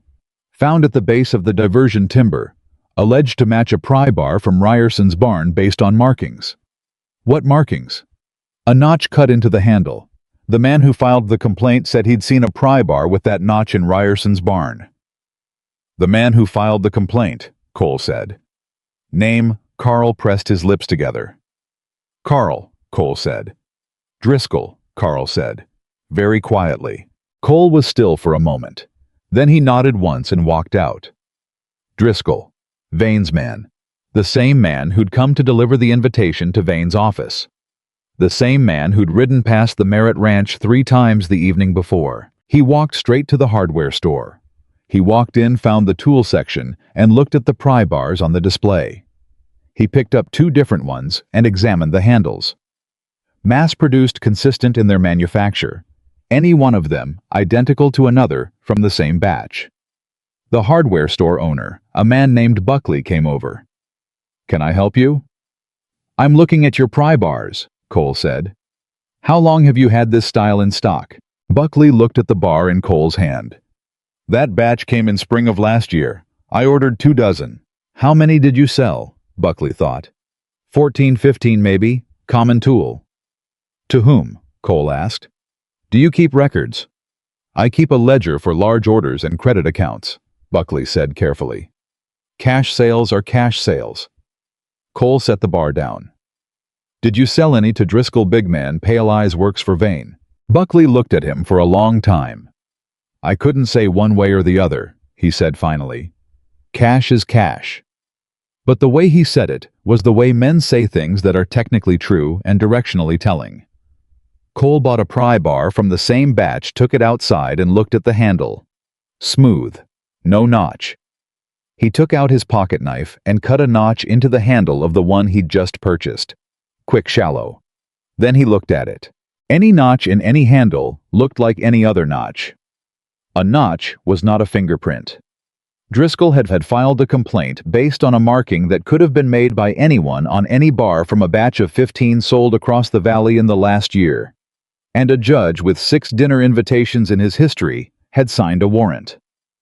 Cole put the pry bar in his saddlebag and rode to Reverend Coulter's house. Reverend Coulter was a man in his 60s who had been in Clearwater Creek long enough to have buried most of the founding families. He was also, Cole discovered, considerably less neutral than his position might have suggested. He had simply been waiting for someone to bring him something solid enough to justify stepping out of neutrality. "I've witnessed 7 affidavits in the last 4 days," Coulter said, seated across from Cole in his study. 7 landowners with documented water access changes occurring within a 12-week window. 3 of them received unsolicited purchase offers within weeks of those changes. One of them is now in jail on a charge that was filed by a man employed by the same party who made the purchase offer. He said it in the ordered, precise way of a man who had been composing it in his head and wanted to make sure it came out correctly. "Yes," Cole said. "I'm going to write a letter," Coulter said. "Not an affidavit. A letter from a clergyman who has served this community for 23 years, addressed to the territorial governor's office, describing what has been occurring in this valley." He folded his hands on his desk. "I am also going to write to every minister I know in the county seat and the capital who might be willing to add their voice." Cole looked at him. "That will take time." "It will," Coulter said. "But a letter from a federal land inspector carries legal weight. A letter from a network of community clergy carries political weight. You need both, son. Legal alone can be bought. Political is harder to buy quietly." Cole sat back. He hadn't thought of it that way, and he should have. "When can you send them?" "Today," Coulter said. "I wrote the draft yesterday when Mitchell came to me about the Ryersons." He paused. "I was waiting for you to come and confirm I had the facts right." Cole stared at him. "You had this ready." "I had it drafted," the Reverend said mildly. "You've confirmed the facts, so now it's ready." Cole rode back toward the ranch in the early evening and found Nora waiting at the fork in the trail where the north track split from the side path to her cottage. She was sitting on her mare with the stillness of someone who'd been there long enough to make peace with waiting. "Dale Pryor pulled his affidavit," she said when he reached her. "He sent word to Walt this afternoon. He's got 3 kids and a mortgage, and he said he's sorry." Cole absorbed that. "Walt, still in," she said. "Walt told me to tell you he's not pulling anything, and that if Dale Pryor shows his face at Walt's card table again, he'll need to find somewhere else to play." The ghost of a smile crossed her mouth and left. May Hartley. "She heard about Tom, and she went quiet for a few hours," Nora said. "Then she sent word that her signature stands." Her voice changed slightly. She said she's too old to be afraid of a man like Vane. She's already outlasted 2 husbands and 1 hard winter, and she plans to outlast this too." Something warm and solid moved through Cole's chest. "Good woman," he said. "Yes," Nora said. They rode together toward the Merritt ranch without deciding to, the way they kept doing things together without deciding to, as if the decision had been made somewhere earlier and they were both just catching up to it. "Cole," Nora said, "someone followed me home last night."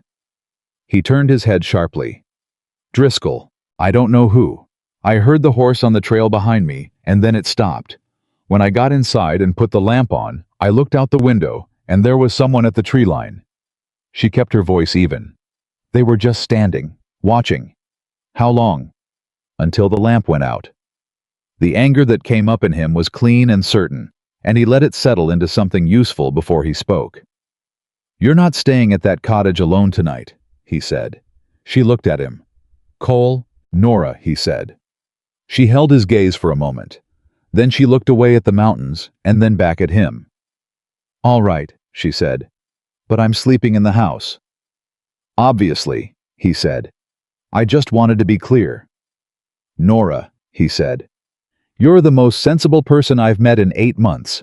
Of course you're sleeping in the house." She made a sound that wasn't quite a laugh and wasn't quite not one. Mitchell had set an extra place at the table without being told, which said something about Mitchell, and they ate together in the way of people who are past the need to explain their circumstances to each other. Nora helped with the dishes. Walt Briggs arrived an hour after dark with his affidavit in an oilskin pouch, which he handed to Cole across the kitchen table with both hands like it was something that mattered. "For the record," Walt said. James Hale was the most financially careful man I ever played cards with. He knew every penny. He never mentioned a loan from Vane or anyone associated with Vane, ever. "I know," Nora said softly. Walt looked at her. "I should have said something 2 years ago," he said. "I'm sorry I didn't." "You didn't know what to say," Nora said. "Nobody did. Now somebody does." Walt nodded and took the coffee. Mitchell poured for him and sat down, and they all four stayed at that table for another hour, going over the file-filling gaps until the lamp burned low and Walt rode home and Mitchell went to bed. Cole sat at the table with the file in front of him and thought about timelines. Harrison Webb, if the letter had arrived without interference, would be reading it now or within the next day. His response would take another week. Tom Ryerson had been in that cell for 1 day, and the charge would hold without a counter-argument for at least 2 weeks under standard county procedure. He needed something to break before Webb arrived, something that made holding Tom unsustainable. He looked at the pry bar he'd bought at Buckley's, still sitting on the corner of the table, at the notch he'd cut into its handle, at how easy that notch had been to cut, and then something that had been sitting at the back of his mind for 3 days clicked into place. If Driscoll had planted the tool, he'd needed access to the Ryerson barn. And if he'd needed access to the Ryerson barn, someone would have had to tell him when Tom wasn't going to be there. Tom had been in town the morning of the arrest. He'd mentioned it to Cole that he'd had a supply run planned that day. He'd mentioned it to anyone he'd spoken to in the feed store or at the general store the day before. Ordinary conversation. The kind men have in a small town without thinking. Cole thought about who else had been in the feed store that day.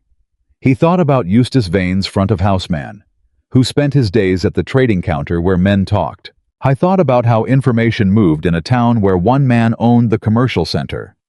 He stood up from the table. He went and knocked softly on the door where Nora was sleeping. "I'm awake," she said immediately. "I need to ask you something," he said through the door. "Did your father ever do business at the Vane trading counter before the property dispute?" A pause. "Yes," she said. "For years. Everyone did." "Did he ever talk about his finances there, casually?" A longer pause. "Oh," Nora said, very quietly. "That's how they knew which accounts to target," Cole said. "That's how they knew the timing of the loans, the payment cycles, the vulnerable moments. It wasn't just the land office. They were listening." He leaned against the doorframe. "Eustace has been the ears of that operation for years. He knows who's in trouble before they know it themselves." The door opened. Nora was standing there with her hair down and her eyes fully alert, not remotely like someone who'd been sleeping. She'd been lying there thinking. "If Eustace knew Tom's schedule from the trading counter conversations," she said, and passed it to Driscoll. "Then Driscoll knew exactly when the barn would be empty," Cole said. "Can you prove it?" "Not yet," Cole said. "But Buckley at the hardware store knows something. He didn't say it outright, but he knew which direction he was pointing me." He straightened. "And there's a man at the trading counter every day who isn't Eustace, a stock boy named Petey Marsh, who's 17 years old and has been working there for 2 years and almost certainly has overheard everything." Nora looked at him steadily. "Petey Marsh's mother is Agatha Marsh," she said. "She does my laundry on Tuesdays." Cole looked at her. "I can talk to Agatha," Nora said, "without it looking like what it is." "Tomorrow morning," Cole said. "Yes," she said.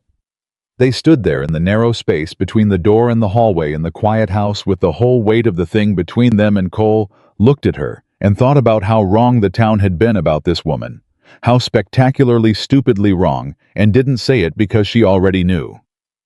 "Get some sleep," he said. "You too," she said. She started to close the door and then stopped. "Cole." She met his eyes. "Thank you. For all of it. I know you know, but say it anyway sometimes. It matters." He held her gaze. "I know," he said. "Good night, Nora." She closed the door. I went back to the table and sat in the lamplight with the file and the pry bar and the affidavits and the weight of everything still to come, and thought about the boy at the trading counter who might have heard something that would break this whole thing open. And somewhere in the dark of that summer night in a stone building behind the sheriff's office, Tom Ryerson sat on his cot and waited, trusting in a man he'd known 3 days to do what he'd said he would. That was a lot to trust in 3 days. Cole intended to deserve it. Agatha Marsh came to Nora's cottage at 7 in the morning with a bundle of clean laundry and the particular careful look of a woman who had already been told something by her son and was deciding what to do with it. Nora had the coffee ready. That was the first thing Agatha noticed, that Nora had known she was coming, which meant someone had spoken to Petey before Agatha had a chance to tell him to stay quiet. She stood in the doorway for a moment with the laundry in her arms and looked at Nora, and Nora looked back at her steadily and said, "Come in, Agatha, please." Agatha came in. Cole was at the kitchen table. He stood when she entered, which she hadn't expected, and he pulled out the chair across from him and waited until she sat before he sat back down. That mattered to her. She would say so later. It was the kind of thing that tells a woman whether a man sees her as a person or as a means to an end. "Mrs. Marsh," he said, "I'm not going to ask you to put your son in a position that causes him harm. I want you to understand that before anything else." Agatha set the laundry on the sideboard and folded her hands in her lap. "Petey's 17, she said. "He's been at that trading counter for 2 years because we needed the income after his daddy passed. He hears things all day long. He's a quiet boy and people forget he's standing there." "I know," Cole said. "He told me last night after you spoke to Nora, she sent word to me, and I talked to Petey." Agatha's hands tightened briefly in her lap. "He heard Eustace tell Mr. Vane about Tom Ryerson's supply run. The morning before Tom was arrested, Eustace said, and Petey heard this clear as anything, because he was stocking the lower shelf right behind the counter," he said. "Tom Ryerson would be in town all morning, and his wife goes to her sister's on Tuesdays." The kitchen was very quiet. "He heard the whole thing," Cole said carefully. "He heard enough," Agatha said. "And he told me, and I told him to tell me again slowly, and I wrote it down." She reached into the pocket of her apron and produced a folded piece of paper. She put it on the table between herself and Cole and didn't push it toward him. "That's his account, in his own words. I wrote it as he told it. He signed it." She looked at Cole directly. "If it goes anywhere official, I need to know he's protected." "What kind of protection are you asking for?" Cole said. "I'm asking that his name not be the first thing a lawyer reads out in open court if it can be avoided," Agatha said. "He's 17. He still has to live in this town. So does his mother." Cole looked at the paper on the table.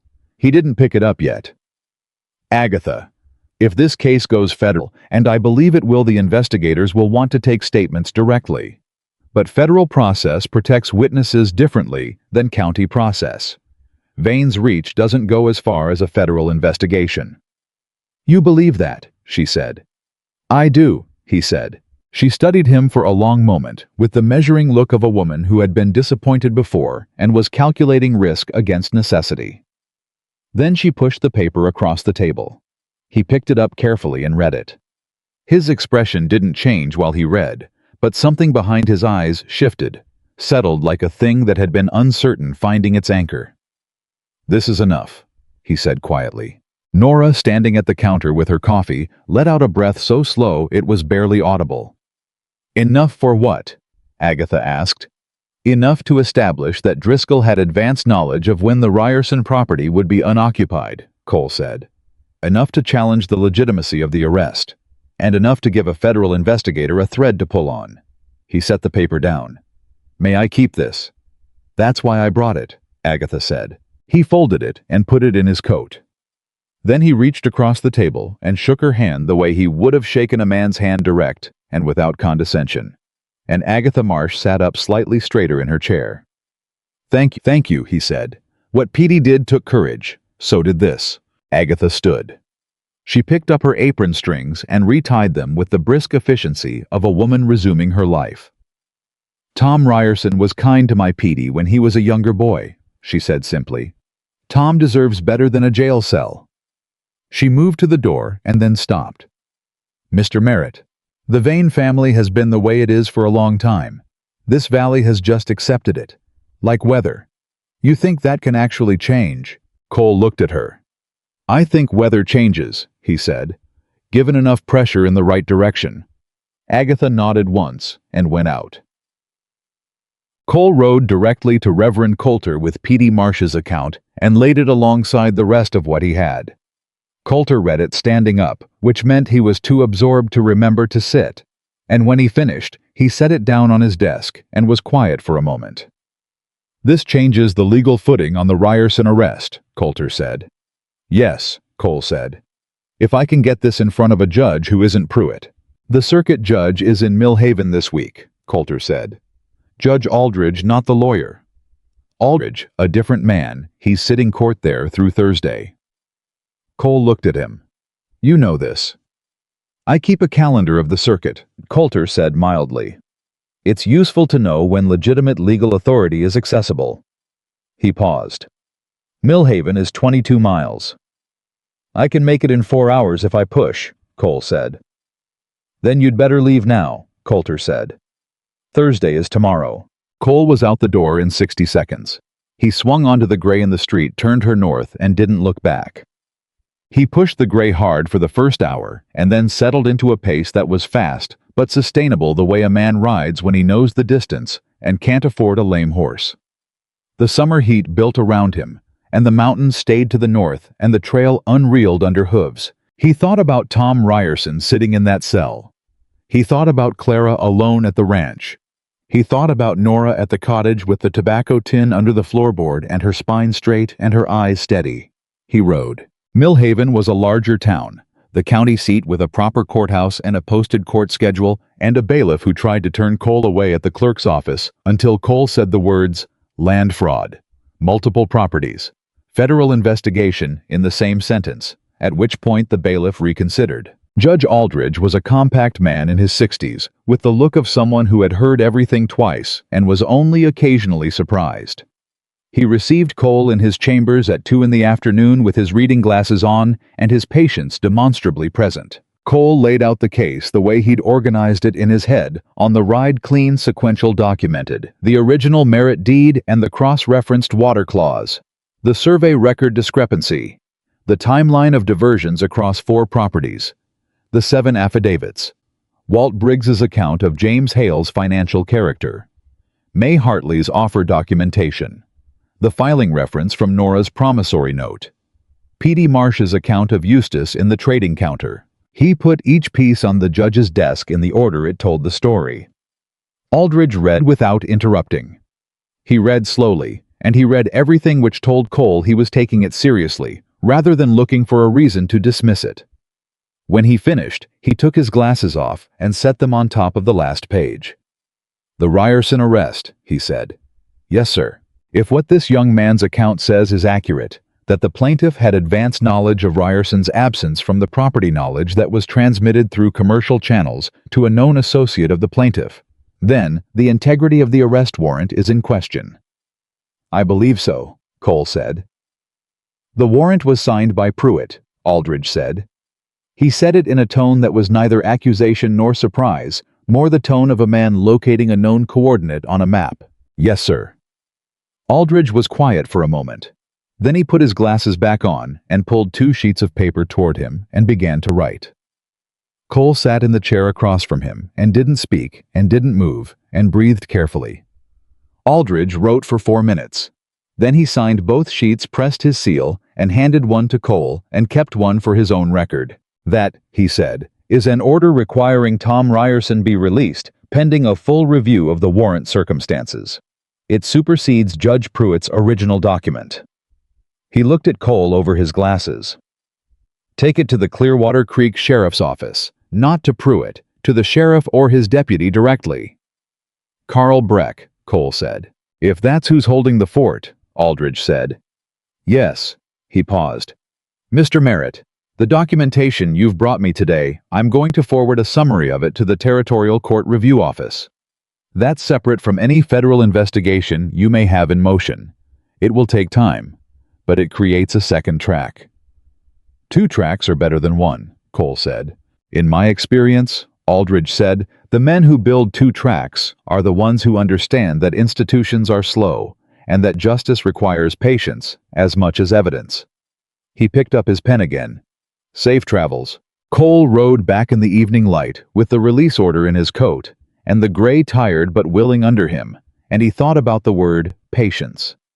He thought he'd never been a particularly patient man. Not by nature, he was the kind of person who, when he saw something wrong, wanted to move at it. The mountains had taught him patience, the same way they teach everything, which is by being indifferent to urgency and enormous in scale, until a man either learns to match them or breaks himself against them. He'd matched them, mostly. He reached Clearwater Creek as the last light was leaving the sky. He went directly to the sheriff's office and asked for Carl Breck. And when Carl came out and saw Cole's face, he straightened up with the instinctive alertness of someone who knows news is coming. Cole handed him the release order. From Judge Aldridge, Millhaven Circuit. Carl took it and read it. His face went through several expressions in quick succession. Surprise, something like relief, and then a more complicated thing that was probably the recognition of what this meant for the warrant he'd signed. "This supersedes Pruitt's warrant," Carl said. "That's what Aldridge wrote," Cole said. Carl looked at him for a long moment. Then he set the paper on his desk, picked up his keys from the hook, and walked to the back without another word. Tom Ryerson came out of that cell 2 minutes later. He walked into the front office and saw Cole standing there, and stopped. And for a moment, his face did something complicated and quiet. The face of a man who had believed something would happen and is caught off guard by the feeling of it actually happening. "Let's get you home," Cole said. Tom put his hand out and Cole shook it. "Clara," Tom said. "She's been taken care of," Cole said. "She's waiting." They walked out into the night air. Tom stood on the boardwalk for a moment and just breathed the way people breathe when they've been in closed spaces, and the open air comes back to them like something they'd forgotten. "He's going to know by morning," Tom said. "Vane." "He'll know tonight," Cole said. "This town doesn't keep secrets from him past sundown." "Then what?"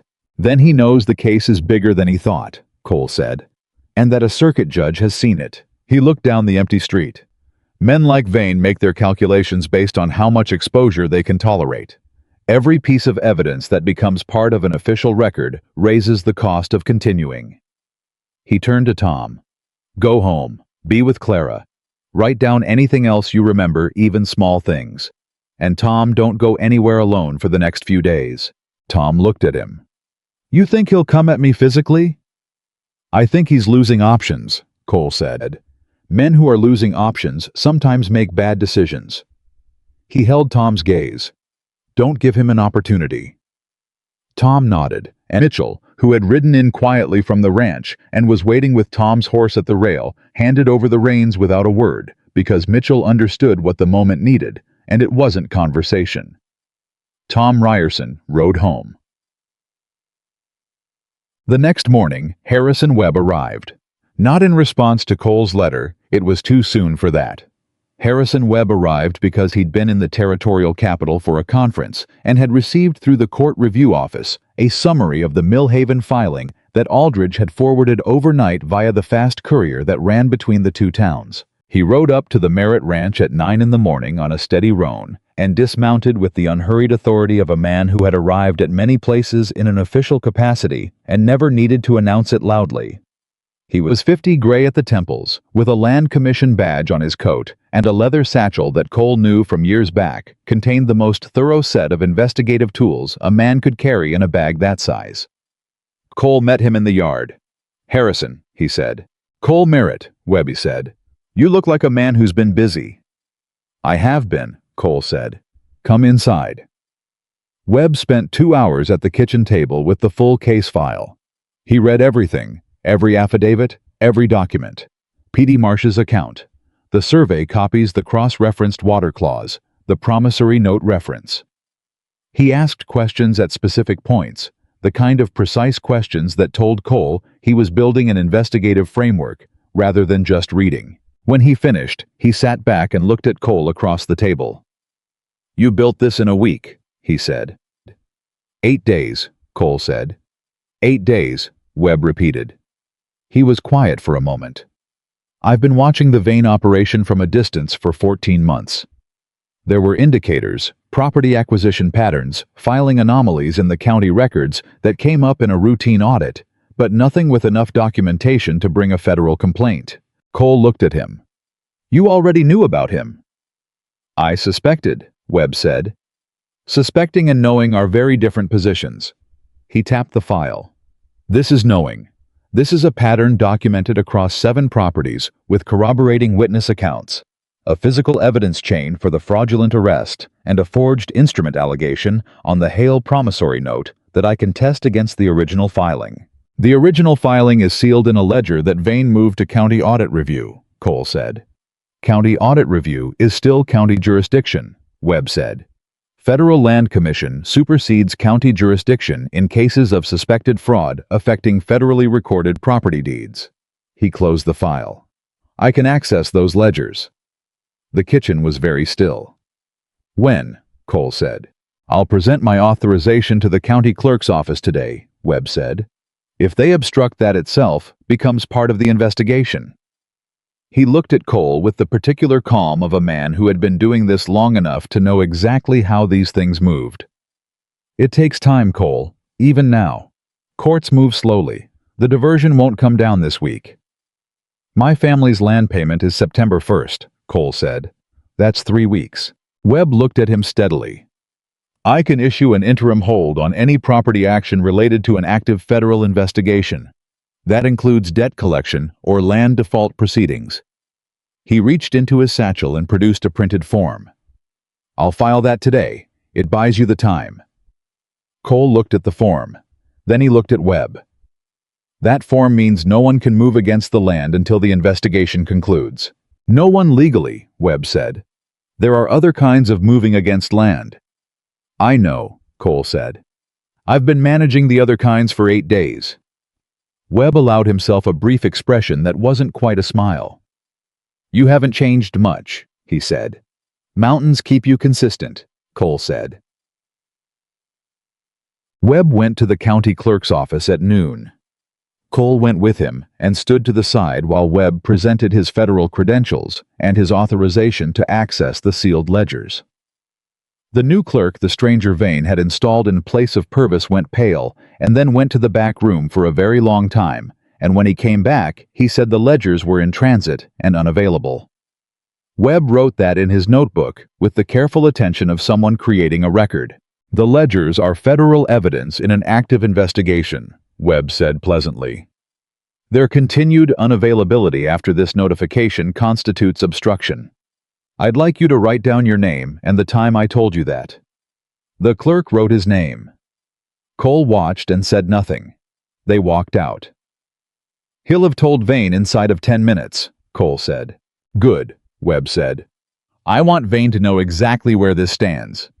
He tucked his notebook into his coat.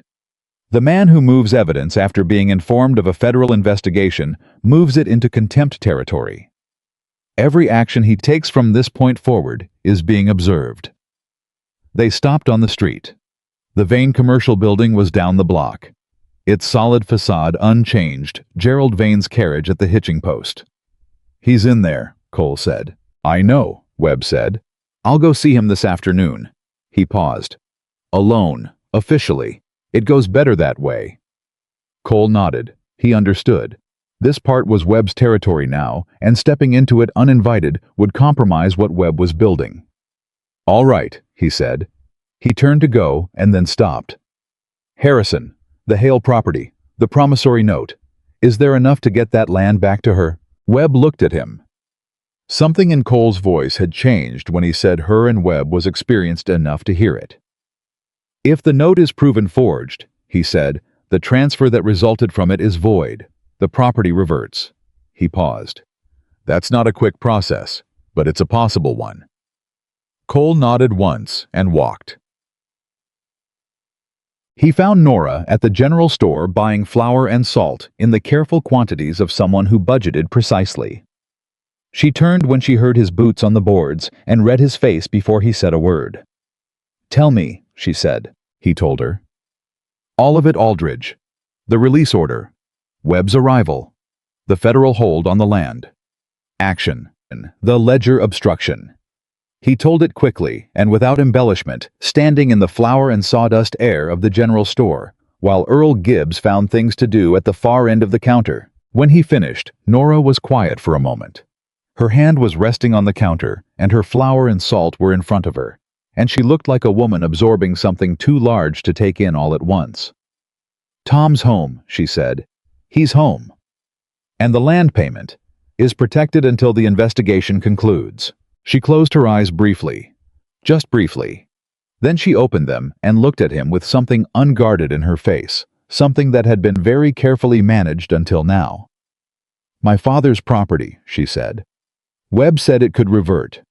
If the note is proven forged," Cole said. "Which I believe it will be." She looked down at her hands. Then she said very quietly, "I used to walk the east field every morning. My father and I together. He'd tell me the names of every plant that grew along the fence line. He'd been doing it since I was 4. She stopped, started again more carefully. "I thought I'd never walk that field again." Cole looked at her.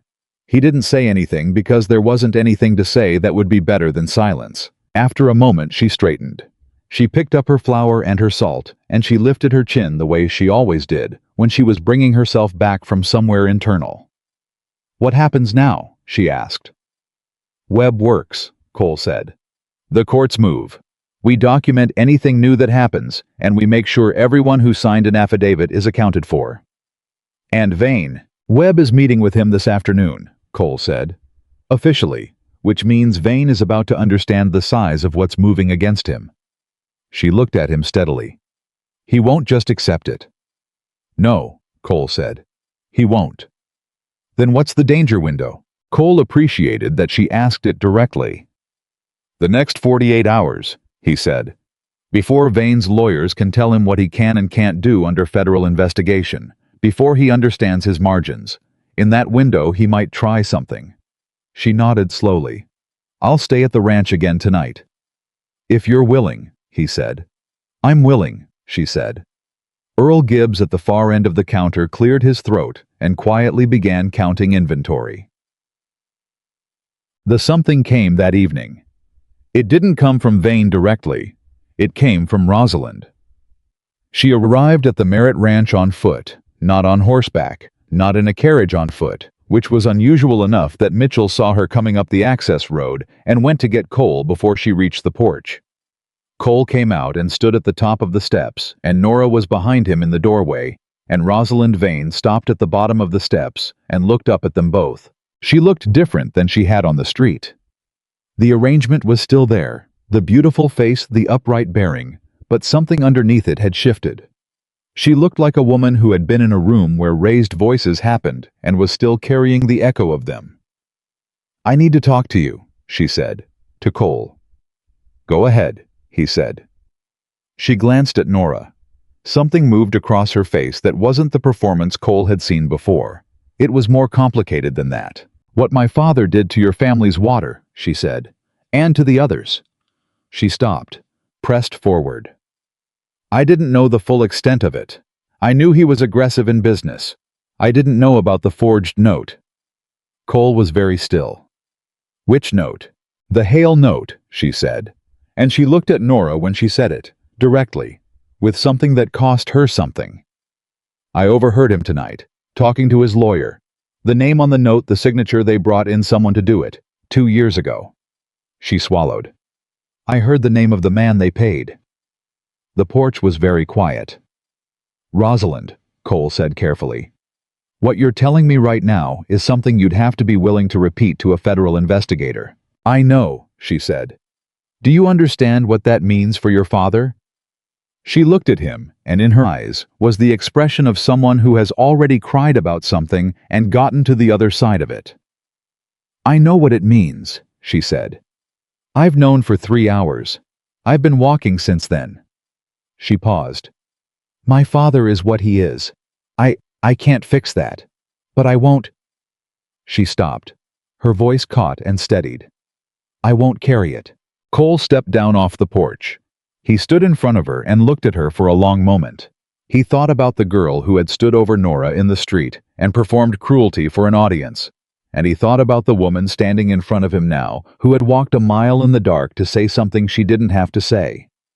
People were more than their worst moments. He believed that. He had to believe it given some of his own. "What's the name?" he said. She told him. He held it in his memory and nodded. "Come inside," he said. "Nora will make coffee." Rosalind looked at Nora. The complicated thing was back in her face. "I owe you an apology," she said. Her voice was quieter now, less performed. "More than one." Nora looked at her from the doorway for a moment. Her expression was not warm, but it was not cold either. It was the expression of a woman who has enough room in her to be fair, even when fairness is difficult. "Come inside," Nora said. "We'll talk." They went in. Mitchell made himself scarce with the particular tact of a man who understood that some rooms needed fewer people, and he was one fewer person the room needed. The room. Cole sat at the table, while Rosalind told him the name of the forger, a drifting document man who had passed through 3 counties in the last 4 years, leaving a trail of problems that nobody had connected to each other yet. He wrote the name down. He wrote down what Rosalind had overheard, how she had heard it, the name of the lawyer present. When she was done, she wrapped both hands around her coffee cup, the way people do when they've finished something exhausting and need warmth from somewhere simple. "Will you tell him?" she asked. "Webb." "Tonight," Cole said. "I'll ride to his lodgings now." "And my father?" "That's for Webb and the courts to determine," Cole said. "Not for me." She nodded. She wasn't going to argue with that. She was past arguing. Cole stood. He picked up his hat. He looked at Nora, who was standing at the counter with her own cup, and he held her gaze for a moment that said several things without words. She nodded once. She'd be all right. She'd watch Rosalind. He could go. He went. He rode to Webb's lodgings at the Clearwater Inn and knocked until the lamp came on. Webb opened the door in his shirt sleeves with his reading glasses still on and his notebook in his hand, because Webb apparently never actually stopped working. Cole gave him the name and the account of Rosalind's testimony. Webb was quiet for a very long moment. Then he said, "That name is in a file in my office in Santa Fe. 3 counties. 3 similar incidents. I never had a connecting thread." "You have one now," Cole said. Webb looked at him with the expression of a man who has been searching for something and has just been handed it unexpectedly. "I need to speak with the young woman tonight," he said. "Is she willing?" "I believe so," Cole said. "She walked a mile in the dark to say what she said. That's a woman who's made up her mind." Webb reached for his coat. "Then let's go." They came back to the ranch, and Webb sat across from Rosalind Vane at the same kitchen table where Cole had organized a federal land fraud case over the last 8 days, and Rosalind told Webb everything she'd told Cole, and then more things she'd seen over years that she'd told herself were normal business, were just the way commerce worked, were not her place to question. Under Webb's careful, unhurried questions, they came out piece by piece. Nora stayed in the room. She sat in the chair in the corner, and she listened. And twice she added a date or a detail that confirmed something Rosalind said, because 2 women's memories of the same events from 2 sides were more complete than either alone. It was nearly midnight when Webb closed his notebook. He looked around the table, at Cole, at Nora, at Rosalind, who looked smaller than she had, and more real and more tired. "What I have tonight," Webb said, "is sufficient to file a federal fraud complaint at first light." He looked at Cole. "The interim hold on property actions is already filed. The ledger access will be compelled by federal order tomorrow. And with tonight's testimony," he paused, weighing words, "Gerald Vane will be formally notified of the investigation tomorrow morning." Rosalind made a small sound that wasn't quite anything, but meant something. "What happens to him?" Mitchell asked from the doorway. He'd come back at some point, and nobody had made him leave again. "That's a process," Webb said. "Charges, hearings, legal proceedings. It takes time." He looked at Mitchell and then at Cole. "But it starts tomorrow." The kitchen was quiet. Nora reached across the table and put her hand over Rosalind's. Just briefly. Rosalind looked at her hand and then at Nora's face. And something in the younger woman's expression broke in a way that was probably overdue and entirely private, and Nora let her have it without comment. Cole watched that, and felt something move in him that was large and quiet and not entirely nameable. The particular feeling of watching the right thing happen in the right time, which is rarer than it ought to be, and matters more than anything when it comes. He caught Webb's eye across the table, and Webb gave him a look that said what it needed to say without words. It started. It's real. What comes now is the law's work. Cole nodded. He stepped out onto the porch alone and stood in the dark and looked at the mountains, which were invisible except as a deeper darkness against the sky, enormous and permanent. The summer heat had thinned at the edges, and there was something in the air that hinted very faintly at the eventual arrival of the season after this one. Still weeks away. But there. Everything that had been moving in the dark was about to move into the light. He stood there until the lamp inside went down to its lowest, and the voices inside became the particular quiet of people who have finished something hard together and are resting in it. Then the door opened behind him, and Nora came out. She stood beside him. Not close. Just beside him in the way of someone choosing where to stand. "She's going to be all right," Nora said. "Rosalind." "I think so," Cole said. "It cost her." "Yes," he said. "The right things usually do." They were quiet for a moment. The mountains sat in the dark and said nothing, which was what mountains did. "Cole," Nora said. "Yeah." "You came back to this town because of a letter that said please," she said. "And in 8 days you've—" She stopped, started differently. "Nobody's ever—" She stopped again. "You don't have to say it," he said. "I know," she said. "I want to anyway." She turned and looked at him, and in the dark her face was clear and unguarded, in a way he hadn't seen it before, without the careful management she carried on the street. "You picked me up off the ground in front of the whole town, and you didn't make it into anything. You just did it. And then you kept going." He looked at her. "That's the kind of thing a person remembers," she said. "The rest of their life." The night was very quiet around them. "Nora," he said. "Yes." "I'm going to be here for a while," he said. "While this plays out. However long it takes." He held her gaze. "That all right with you?" She looked at him for a moment, with something working in her face that was too real and too many things at once to name easily. "Yes," she said. "That's all right with me." They stood together on the porch in the summer dark, and the mountains held their silence, and tomorrow was already forming itself into the beginning of something that neither of them could yet fully see, but both of them separately and together were willing to walk toward.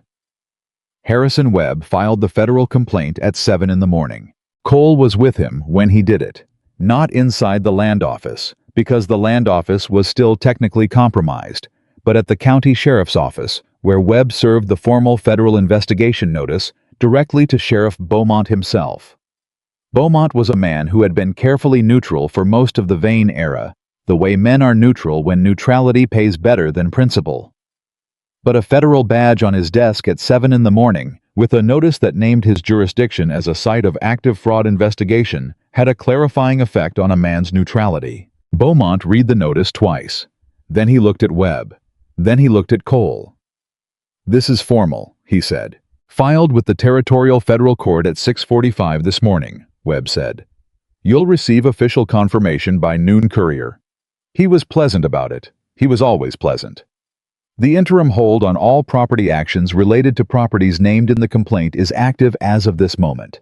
That includes the Merritt land payment deadline and any associated debt collection." Beaumont set the paper down and straightened a pen on his desk that didn't need straightening. "What do you need from my office?" "Cooperation," Webb said simply. "And the immediate release of any investigative authority over the Ryerson arrest documentation to federal jurisdiction. Judge Pruitt's warrant is now subject to federal review." Beaumont's jaw moved once. "I'll instruct Carl accordingly." "Thank you, Sheriff." They walked out, and Cole let the morning air hit him, and thought about the fact that 3 weeks ago he had ridden into this town with 3 horses and a 1-page letter, not knowing what he was walking into. "It's moving," he said. "It's moving," Webb confirmed. "Now comes the slower part." "The slower part," Cole said. "The part where lawyers get involved, and courts schedule hearings and documents get authenticated, and motives get argued." Webb looked at him steadily. This is where people lose heart, Cole. When the momentum of the initial action fades and the machinery of process takes over, and it seems like nothing is happening even when it is. He paused. Don't lose heart. I'm not built that way, Cole said. No, Webb said. You're not. He shook Cole's hand. I'll be in town through the end of the week. After that, the investigation continues from Santa Fe, but I'll be back for any hearings. You'll hear from me. Cole watched him walk toward the telegraph office, because Webb was already sending wires, already pulling the case into the larger machinery that would decide it, and felt the particular sensation of having done everything that was his to do in a given moment, and having to trust what came next to other hands. It was not his favorite feeling, but he'd learned to tolerate it. The town knew by 8. Not officially nothing was official to ordinary people before the notice was posted, or the news spread person to person. But in a town the size of Clearwater Creek, where Gerald Vane had been the center of commercial gravity for a decade, the fact of a federal investigator filing a formal complaint against him traveled at the speed of whispered conversation, and by 8 o'clock there was a different quality to the main street. People walked it with a different posture. Small things. A nod between two shopkeepers. A pause in front of the Vane commercial building where there used to be easy traffic. The way 3 women standing outside the milliner's stopped talking when they saw Cole pass and then started again differently. The center of something was shifting. Everyone felt it before anyone said it. Cole bought coffee from the small stand outside the bakery and stood in the morning heat and let himself feel the shift without making anything of it. He'd been here before, not this specific situation, but the specific moment when a thing that had been wrong for a long time begins its slow correction. It never felt as good as it was supposed to. It felt more like exhaustion with something underneath it that might eventually become relief. Howe was on his second cup when Dale Pryor appeared beside him. Dale had the look of a man who owed something and knew it. He stood next to Cole without speaking for a moment, which Cole let him have. I pulled my affidavit, Dale said finally. I know, Cole said. I had reasons. I know that too. Dale looked at the street. I heard about Webb this morning, about the federal complaint. He paused. Is it solid? It's solid, Cole said. Another pause. If the case goes to hearing, and they need additional supporting statements. Dale stopped, started again. I've got 3 kids, Cole. I can't be the man who goes first. But I'm not the man who lets others carry everything either. He looked at Cole directly. If they need me, I'll be there. Cole looked at him. I'll tell Webb. That's all I'm saying, Dale said. That's all. He moved off down the street slightly less burdened than he'd arrived. The first real pushback came at 10. Not from Vane directly. Vane had gone quiet since Webb's morning visit. The carriage hadn't been seen on the street. The commercial building was shuttered on its upper floors, and quiet from Vane was more unnerving than noise. But at 10 o'clock, a lawyer from the county seat named Hargrove rode into Clearwater Creek and went straight to the sheriff's office, and what he said to Beaumont was audible through the open window to the deputy standing outside. The word overreach came through clearly. So did procedural irregularity and insufficient warrant for federal jurisdiction. Cole heard this secondhand from Carl Breck, who appeared at the Merritt ranch at 11 with the specific look of a man bringing news. He wasn't entirely sure which side it helped. Hargrove's arguing the federal complaint doesn't have standing because the water diversion is a county matter, Carl said. Webb anticipated that, Cole said. The standing comes from the forged instrument on a federally recorded deed. The water diversion is secondary to the fraud complaint. Carl absorbed this. Hargrove said something about the deed clause being ambiguous. The clause is cross-referenced in the county's own survey record, Cole said. Ambiguous is a harder argument when the document itself contains the reference. Carl was quiet for a moment. He was doing the thing he'd been doing since the beginning, calculating, measuring, trying to find the ground that wouldn't shift under him. Cole watched him do it and waited. Driscoll's name is in the complaint, Carl said. The Ryerson arrest situation. Yes, Cole said. I signed that warrant, Carl said. I know. Carl looked at him. Is my name in there too? Cole held his gaze. Your name is in the documentation as the signing deputy, he said. Webb's assessment, as he told me, is that a junior officer acting on a superior's authorization. In good faith is a different category of involvement than the party who provided false information to obtain the warrant. He paused. Carl, you let me see Tom and you let me hand you that release order without making it into a fight. Webb noticed that. Carl's expression did something that wasn't quite relief, but was adjacent to it. He nodded once, put his hat back on, and rode out. Nora came to the ranch at noon with food, a covered pot of beans and cornbread wrapped in cloth, and the particular efficiency of a woman who has decided that feeding people is something concrete to do when the situation has moved into other people's hands. Mitchell opened the door and took the pot from her with both hands and said, "You didn't have to do this." And Nora said, "I know," and came inside. Cole was at the table with a map spread out, not plotting anything, just thinking the way some men think better when their hands have something to trace. He looked up when she came in, and she sat down across from him and looked at the map without asking about it. "Hargrove's here," she said. "I saw his horse outside the sheriff's office." "I know. Carl came out to tell me." "Is it bad?" "It's expected," Cole said. Vane's lawyers were always going to challenge jurisdiction. Webb expected it. It delays things, it doesn't stop them. He folded the map. "How are you doing?" She looked at him. The directness of the question seemed to catch her slightly off guard, not because it was inappropriate, but because people didn't usually ask her that. She started. Stopped. Tried again, honestly. "I'm trying not to count things before they're real," she said. "The property. My father's land."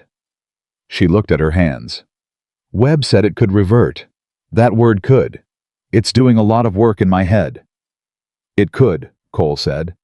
"Based on what we have. Based on Rosalind's testimony about the forger. But it takes time. Everything takes time." She was quiet. Then she said, "What if the courts move slower than the deadline on your family's land? Webb's hold protects you until the investigation concludes, but if the investigation drags..." "Then we cross that when we get there," Cole said. "Right now the hold is real, and it's filed, and Vane's lawyers would have to get a federal judge to lift it. That's a high bar." "Cole." She met his eyes. "I need you to be straight with me. Not reassuring. Straight." He looked at her for a moment. This was one of the things about her that had settled into him over these 8 days, the way she asked for honesty, the way other people asked for comfort, because honesty was what she actually needed. "Straight," he said. "The case is strong. Webb believes it. Aldridge believes it, and Rosalind's testimony about the forger is the piece that makes the fraud provable rather than arguable. The risk is time and procedural interference from Hargrove's side, but the federal hold is real protection, and Webb is thorough." He held her gaze. "I believe this works. I've believed longer shots." She held his gaze in return. "All right," she said. "Thank you." Mitchell came in from the back room and said, "The beans are going to burn if nobody tends them," and the moment resolved itself into the ordinary and immediate, which was its own kind of relief. The twist came that afternoon, and it came from the direction nobody had been watching. Purvis Whitmore rode back into Clearwater Creek, not with Vane's people, alone, on a horse that looked like it had covered 40 miles since morning, which it had the 40 miles from the county seat where Purvis had been relocated 3 weeks ago. He rode to the Merritt ranch and asked for Cole, and when Cole came out to the yard, Purvis was still on his horse, with the look of a man who had made a decision that frightened him and was committed to it now. "Mr. Merritt," Purvis said. His voice was tight. "I need to speak with the federal investigator." Cole looked at him steadily. "Get down off that horse, Purvis." Purvis got down. "What changed?" Cole said. "Hargrove came to my lodgings last night," Purvis said, "before he came here this morning." He swallowed. "He told me what the legal defense was going to be. He told me what Vane's lawyers were going to say about the filings I'd processed." He stopped, pressed forward. "He told me that the strategy involved making it appear that the procedural irregularities in the land filings were mine. Clerical errors. An incompetent or corrupt clerk who made mistakes that had nothing to do with instruction from above. Cole was very still. "They're going to put it on you," he said. "They're going to try," Purvis said. His voice was steadier now. The decision was already made, and what was left was just the carrying out of it. "I processed those documents because I was told to process them and told how to process them. I knew they were irregular. I'm not going to pretend I didn't." He looked at Cole directly.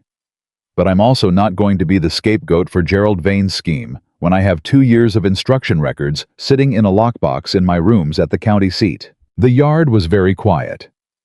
"Instruction records," Cole said.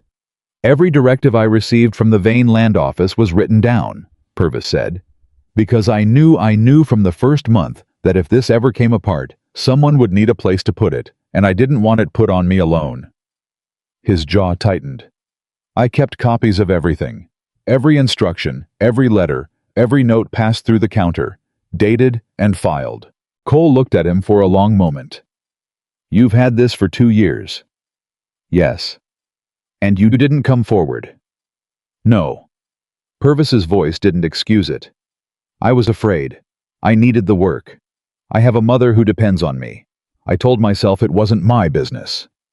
He looked at Cole with an expression that had stopped negotiating with itself. "Hargrove made it my business last night." Cole turned toward the barn. "Get your horse some water," he said. "We're riding to Webb in 10 minutes. Webb's reaction to Purvis Whitmore and his lockbox of instruction records was the most animated Cole had seen him in 15 years of knowing him. Which for Webb meant he set down his coffee, stood up from his chair, and said, "Where is this lockbox right now?" in a voice that was very controlled and very focused. "County seat," Purvis said. "My lodgings." "Can someone ride there and bring it to you?" "I have a key," Purvis said. "I'd need to go myself." Webb looked at Cole. Cole looked at Purvis. "How fast can you ride back?" he asked. "I just rode 40 miles, Purvis said. "After you've rested and eaten," Cole said. "Tomorrow morning." "Tomorrow morning," Purvis said. Webb put his hand on Purvis's shoulder briefly, the way Webb touched things with precision rather than warmth. "Mr. Whitmore, what you're about to do is the right thing. It is also procedurally an act of cooperation with a federal investigation which carries protections I will outline to you in detail and in writing before you leave this room. You won't be the scapegoat." He paused. "You have my word on that, and my word in this context has the backing of the Federal Land Commission." Purvis let out a breath that had been held for longer than this conversation. "All right," he said. That night, Mitchell cooked a real dinner, not beans and cornbread, but an actual meal, the kind that said something about what he thought the occasion merited. Walt Briggs came. Tom and Clara Ryerson came. Tom still moving with the slight, careful quality of a man who'd spent days in a cell and was relearning the ease of open space. May Hartley had sent word that she was too far up the ridge to come, but that she was raising a glass to the Enterprise, which made Walt laugh for the first time in weeks. Nora sat across from Cole, and they ate, and they didn't talk about the case, because there was enough of the case inside all of them already, and sometimes a meal is just a meal. After dinner, Tom stood up and said without ceremony or preamble, "I want to say something." The table went quiet. "Cole came to this valley 8 days ago and didn't know most of us," Tom said. "He had his own family's problem to deal with, and he could have kept it at that." He looked around the table. He didn't. He built something none of us could have built alone, because we were each in our own corner of it and couldn't see the whole shape. He picked up his coffee cup. "I'm not a man who makes speeches, but I'm a man who believes in saying plainly when something matters." He looked at Cole. It mattered. Cole held his gaze and nodded once. He didn't say it was nothing because it wasn't nothing, and Tom knew it wasn't, and saying it was nothing would have been an insult to the people in this room who had signed their names and told their stories and carried their fear and done it anyway. "You all did the hard part," Cole said. "I just held the file." Clara Ryerson made a sound of dignified disagreement, and several people laughed, and the table moved back into ordinary conversation, which was the best possible thing it could have done. Purvis returned the next morning with the lockbox. Webb spent 4 hours with its contents. Cole sat in the outer room of Webb's lodgings and waited and listened to the silence from behind the closed door. That was the silence of a man reading and understanding and building. At noon, Webb came out. He had the look he sometimes got, a focused, contained look that meant something had exceeded his expectations. "It's everything," he said. "Everything," Cole said. Instructions, dates, names, specific directives about how filings were to be processed, cross-references to properties, a letter from Vane himself about the Hale note. He paused. A letter, in his own hand, describing the arrangement with the forger by name. Cole sat very still. "That letter puts the fraud on Vane directly," Webb said. "Not by inference, not by pattern analysis, directly." He sat down across from Cole. "This case is no longer arguable. This case is documented from the inside by the man who processed the documents in writing spanning 2 years. Hargrove's jurisdiction argument," Cole said. "Collapses," Webb said. "The letter references the Merritt deed by its federal filing number. That makes it unambiguously federal jurisdiction." He looked at Cole. "Vane is finished. The process will take months. There will be hearings and legal maneuvering and appeals. But the outcome is no longer in question." Cole sat with that for a moment. All the days of it. The trail with the affidavits, the ride to Millhaven, the kitchen table at midnight with Rosalind's voice breaking and Nora's hand over hers. Tom in the cell. Walt's tin box under the floorboard. May Hartley writing in her precise small handwriting with her hands that had worked her whole life. "The Hale property," Cole said. "The letter names the forger and the arrangement," Webb said. "The promissory note is void. The transfer is void. The property reverts to the estate of James Hale." He paused. "To his heir." Cole stood up. He picked up his hat. He looked at Webb. "I need to go tell someone," he said. "Go," Webb said. He found Nora at her cottage. She was in the kitchen garden when he rode up, kneeling in the dirt with her hands working the soil the way she did every morning, tending the things she could tend, while the larger things moved beyond her reach. She heard the horse and stood and turned, and when she saw his face, she went very still. "Cole," she said. He dismounted. He walked to the edge of the garden and stopped. "Webb has a letter," he said, "in Vane's own hand. It names the forger and describes the arrangement. The promissory note is void, Nora. The transfer is void." He held her gaze. "The East Field is yours." She looked at him. She didn't say anything for a long moment. Her hands were still at her sides, and she was looking at him with an expression that was trying to contain something too large for expression to hold. "My father's land," she said, very quietly. "Your land," Cole said. "It reverts to James Hale's heir. That's you." She pressed her hand over her mouth. Not crying, or not only that. Something else. Something that was grief and relief, and the particular ache of a justice arriving 2 years late, which is still justice and still matters, but carries the weight of everything that was wrong in the time before it. Cole crossed the garden, didn't think about it, just moved and stood in front of her, and she took her hand from her mouth and looked at him with her eyes wet and her chin steady in the way that was entirely her. "He'd have wanted you to have it," Cole said. "Your father. He told you everything you said, every penny, every plant along the fence line. He built that land for you." She nodded once, not trusting her voice. He reached out and took her hand. Just held it the way he'd held it in the street that first day, steady and without ceremony, with both hands, the way you hold something that matters. "Thank you," she said. When her voice came back, it was quiet and real and stripped of everything but what it was. "Cole, thank you. You did this," he said. "The filing reference you'd written down. 2 years you kept that piece of paper. You're the one who held on to it. You're the one who knew what to do with it," she said. They stood in the summer heat of the garden with her hand in both of his, and neither of them moved to change it. The weeks that followed moved the way Webb had said they would, not fast, but forward.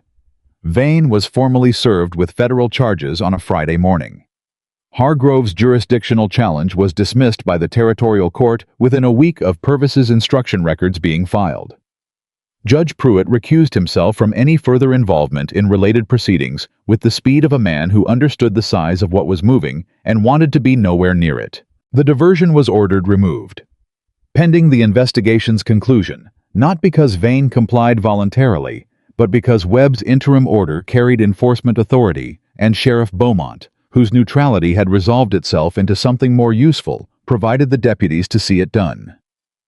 Mitchell Merritt stood at the edge of the east pasture and watched the water come back into the natural channel, and he didn't say anything, and Cole stood beside him and didn't say anything either, and the water moved where it had always been meant to move. The Ryerson South tributary followed 2 days later. Tom and Clara stood at their fence line and watched it together, and Clara cried, and Tom put his arm around her, and they stayed there a long time. May Hartley sent down a jar of her preserved peaches with a note that said, "Told you I'd outlast it." Walt Briggs showed up at the Merritt Ranch with a bottle of good whiskey and drank 1 glass, and then sat at the kitchen table and talked about James Hale for an hour. The card games, the particular way James had of bluffing without moving a muscle, the Thursday evenings that had been the steady rhythm of Walt's life for 20 years. And when he left, he shook Cole's hand and said, "James would have liked you." And Cole said, "That matters," and meant it. The property reversion for the Hale land took 11 weeks from Webb's filing. 11 weeks of legal process and court documentation and authentication and counterfilings from Hargrove that went nowhere. On the day the final order was signed and the deed was formally re-recorded in Nora Hale's name, Webb sent word by courier rather than writing out himself, which was Webb's way of saying the work was done, and the people involved should have the moment without official presence. Cole was at the ranch when the courier came. He read the note. He saddled the gray without telling Mitchell who saw him go and didn't ask. He rode to the east field first. Not to the cottage, to the field itself, which he'd ridden past twice in the last 11 weeks on other business, but never stopped at. He came through the gate, and the field was exactly as it should have been all along. Summer dry, but alive, the creek line running through its east edge, where the diversion had blocked it for months, the fence line Walt had described running north to south with whatever grew along it. I thought about a father and a daughter walking this field in the mornings. He thought about the names of plants and the patience of building something slow and good and real. Then he rode to the cottage. Nora came out before he was fully down from the horse, which meant she'd had the courier's note already. Her face was doing the thing it had done that day in the garden, trying to hold something too large but steadier now. She'd had the morning to work through the first wave of it. She stood on the top step and looked at him. "I know," he said. "I know you know," she said. He came up the steps and stood in front of her on the top step, which put them at the same height, and he looked at her and thought about everything. The last 11 weeks had been the waiting, the legal machinery, the two of them working alongside each other in the ordinary rhythm of people who have stopped performing and started just being, and he said what had been building in him since approximately the second day. "I'm not going back to the mountains," he said. She looked at him. "Cole? Not permanently," he said. "Not to live. I go up sometimes. In the spring maybe, or for a season. But I'm not—" He stopped. Started more directly, because she deserved direct. "This valley is where I belong, and the people in it." He held her gaze. "You're one of the people in it." She was very still. "I'm not asking you anything right now," he said. "I'm not asking you to decide anything. I'm just telling you that I plan to be here, that I'm not leaving, that what's happened between us these weeks, it's real to me. It matters to me." He paused. "I wanted you to know that plainly." She looked at him for a long moment. Then she said, "I walked that east field this morning." He waited. "By myself," she said. "First time in 2 years. I tried to remember the names of the plants along the fence line the way my father used to say them." Her voice was steady and real. "I could only remember some of them." She paused. "But I remembered more than I thought I would." "That's something," Cole said. "It is," she said. "It's a lot, actually." She looked at him with the full directness that was hers, that had been hers from the first day underneath the wariness waiting. "Cole, I don't know yet what I'm going to build on that land. I have plans, but plans change. I know what I want it to be in 5 years, and I know it's going to be hard work getting there." She met his eyes. "But I know I want to build it. And I know—" She stopped, took a breath. "I know I'd rather not build it alone, if there's someone worth building it with." He looked at her. "You asking me something?" he said quietly. The corner of her mouth moved, just barely. "I reckon I might be," she said. He reached out and took her hand the same way he had in the garden, both hands steady certain. And this time, he didn't let go as quickly. This time he held it, and she let him, and they stood there on the top step of the cottage, in the autumn-edging summer heat, with the east field sitting quiet and real, and hers across the way. "Then yes," he said. "Whatever you're asking, yes." She looked at their hands, and then at his face. Something in her expression settled into a place it had probably been trying to reach for a long time through all the losing and the hard years and the mornings of keeping her spine straight, when there was no particular reason to expect anything would ever be different. It was different now. She had made it different one careful day at a time, and so had he, and together they had made it different faster than either could have done alone. That was the truth of it, simple and earned. The Vane case went to territorial court the following spring. Gerald Vane was convicted on 7 counts of land fraud, 2 counts of conspiracy, and 1 count of filing a forged instrument, the promissory note in James Hale's false name. He was sentenced to 8 years and fined an amount that stripped the commercial building and 3 of his property holdings to cover restitution payments distributed among the affected landowners. Hargrove appealed. The appeal was denied. Rosalind Vane did not attend the trial. She had left Clearwater Creek in the fall quietly with 2 trunks and a letter she'd left for Nora, that Nora read once and then folded carefully and kept. The letter said what a person says when they are trying to be accountable for things they can't undo. It said it plainly without excuses. Nora thought reading it that Rosalind Vane had more in her than the town had ever seen, and that the town's version of her had been as limited as the town's version of Nora had been. "Different cage, same principle," she wrote back. Not much, but something. Eustace was dismissed from the Vane commercial building the day the federal charges were filed. He left town within a week, and nobody in Clearwater Creek went looking for where he'd gone. Driscoll was charged separately as a named co-conspirator in the Ryerson arrest. He pled to a lesser charge in exchange for cooperation, which gave Webb 3 additional names in 2 other counties. Those cases were still moving through the courts when the summer came around again. Purvis Whitmore was retained as a witness for the prosecution and cleared of individual wrongdoing. He was given a position at the Territorial Land Commission office in the capital, where Webb put in a word for him. He was, it turned out, an extraordinarily meticulous record keeper, which was exactly the skill the commission needed, and exactly the skill that had, in the end, brought the whole structure down. Carl Breck was not charged. He was, however, asked hard questions by the Federal Review, and those questions changed something in him that his work afterward reflected. He became in the years that followed a notably fair deputy, and eventually a notably fair sheriff. He never forgot the morning Cole Merritt walked into his office and said a man's name the way you say it when you want someone to actually hear you. Tom and Clara Ryerson had a good fall and a good winter, and the South Tributary ran clear through the following summer and every summer after that. They named their 3rd child a girl born the following spring after Clara's mother, but Tom said privately to Cole that he'd wanted to name her something else entirely, and Cole told him that was a fine impulse, but probably excessive, and Tom laughed the way men laugh when the worst is genuinely behind them. Walt Briggs played cards every Thursday until the week before he died at 83, with the full use of his faculties, and a winning record that his opponents maintained was suspicious, and Walt maintained was simply the result of paying attention. May Hartley did not sell her Ridge property. She outlasted 2 more hard winters and a drought summer, and a dispute with a neighboring claim that she won without anyone's help, which she found deeply satisfying. Mitchell Merritt met a woman from the county seat in the spring who came to visit a friend and stayed for a summer, and then stayed longer than a summer, and the ranch, which had been holding itself together on 2 men's work and stubbornness, became a place with people in it again. Cole and Nora broke the East Field the following spring. They didn't do it alone.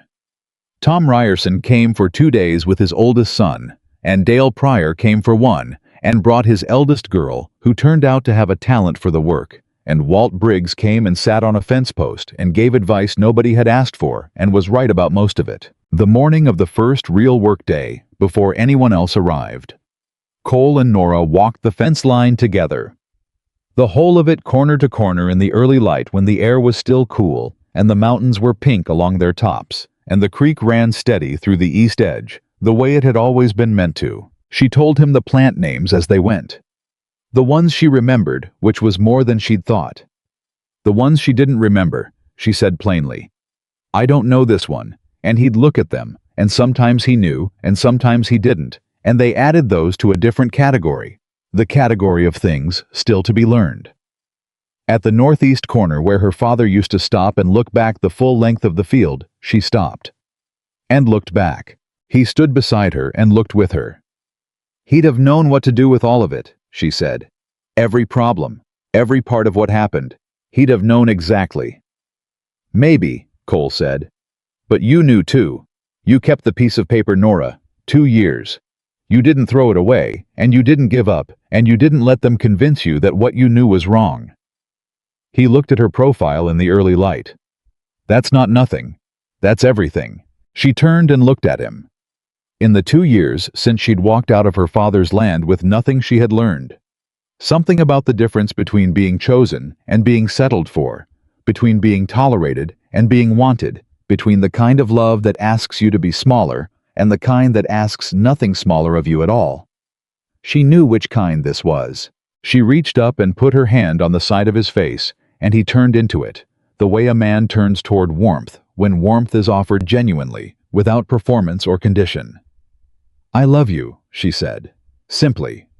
The way she said the true things without decoration, without waiting to be sure it was safe. He put his hand over hers. I love you, he said. I have for a while now. I know, she said. I've known for a while. Then we're both a little late, he said. She smiled, the full one, the one that had been waiting under all that careful management since approximately the second day. We got here, she said. That's what matters. He held her hand against his face for a moment. Then he turned and kissed her palm the way a man does when he means something and wants the meaning to be clear, and she let him. And they stood at the northeast corner of the east field, in the first light of a new season, with everything behind them that was behind them and everything ahead of them that was ahead. And when the others arrived that morning and the work began in earnest, it began the way the best things begin, with the sound of people working together on something real. Something that mattered. Something that would still be standing long after the trouble that had threatened it was nothing but a story told around a table to people who hadn't been there and could barely believe it had happened. But it had happened. All of it. And it had mattered, every hard and necessary piece of it, in ways that some stories take years to count, and some never finish counting at all. This one counted. Every word of it. Every single one.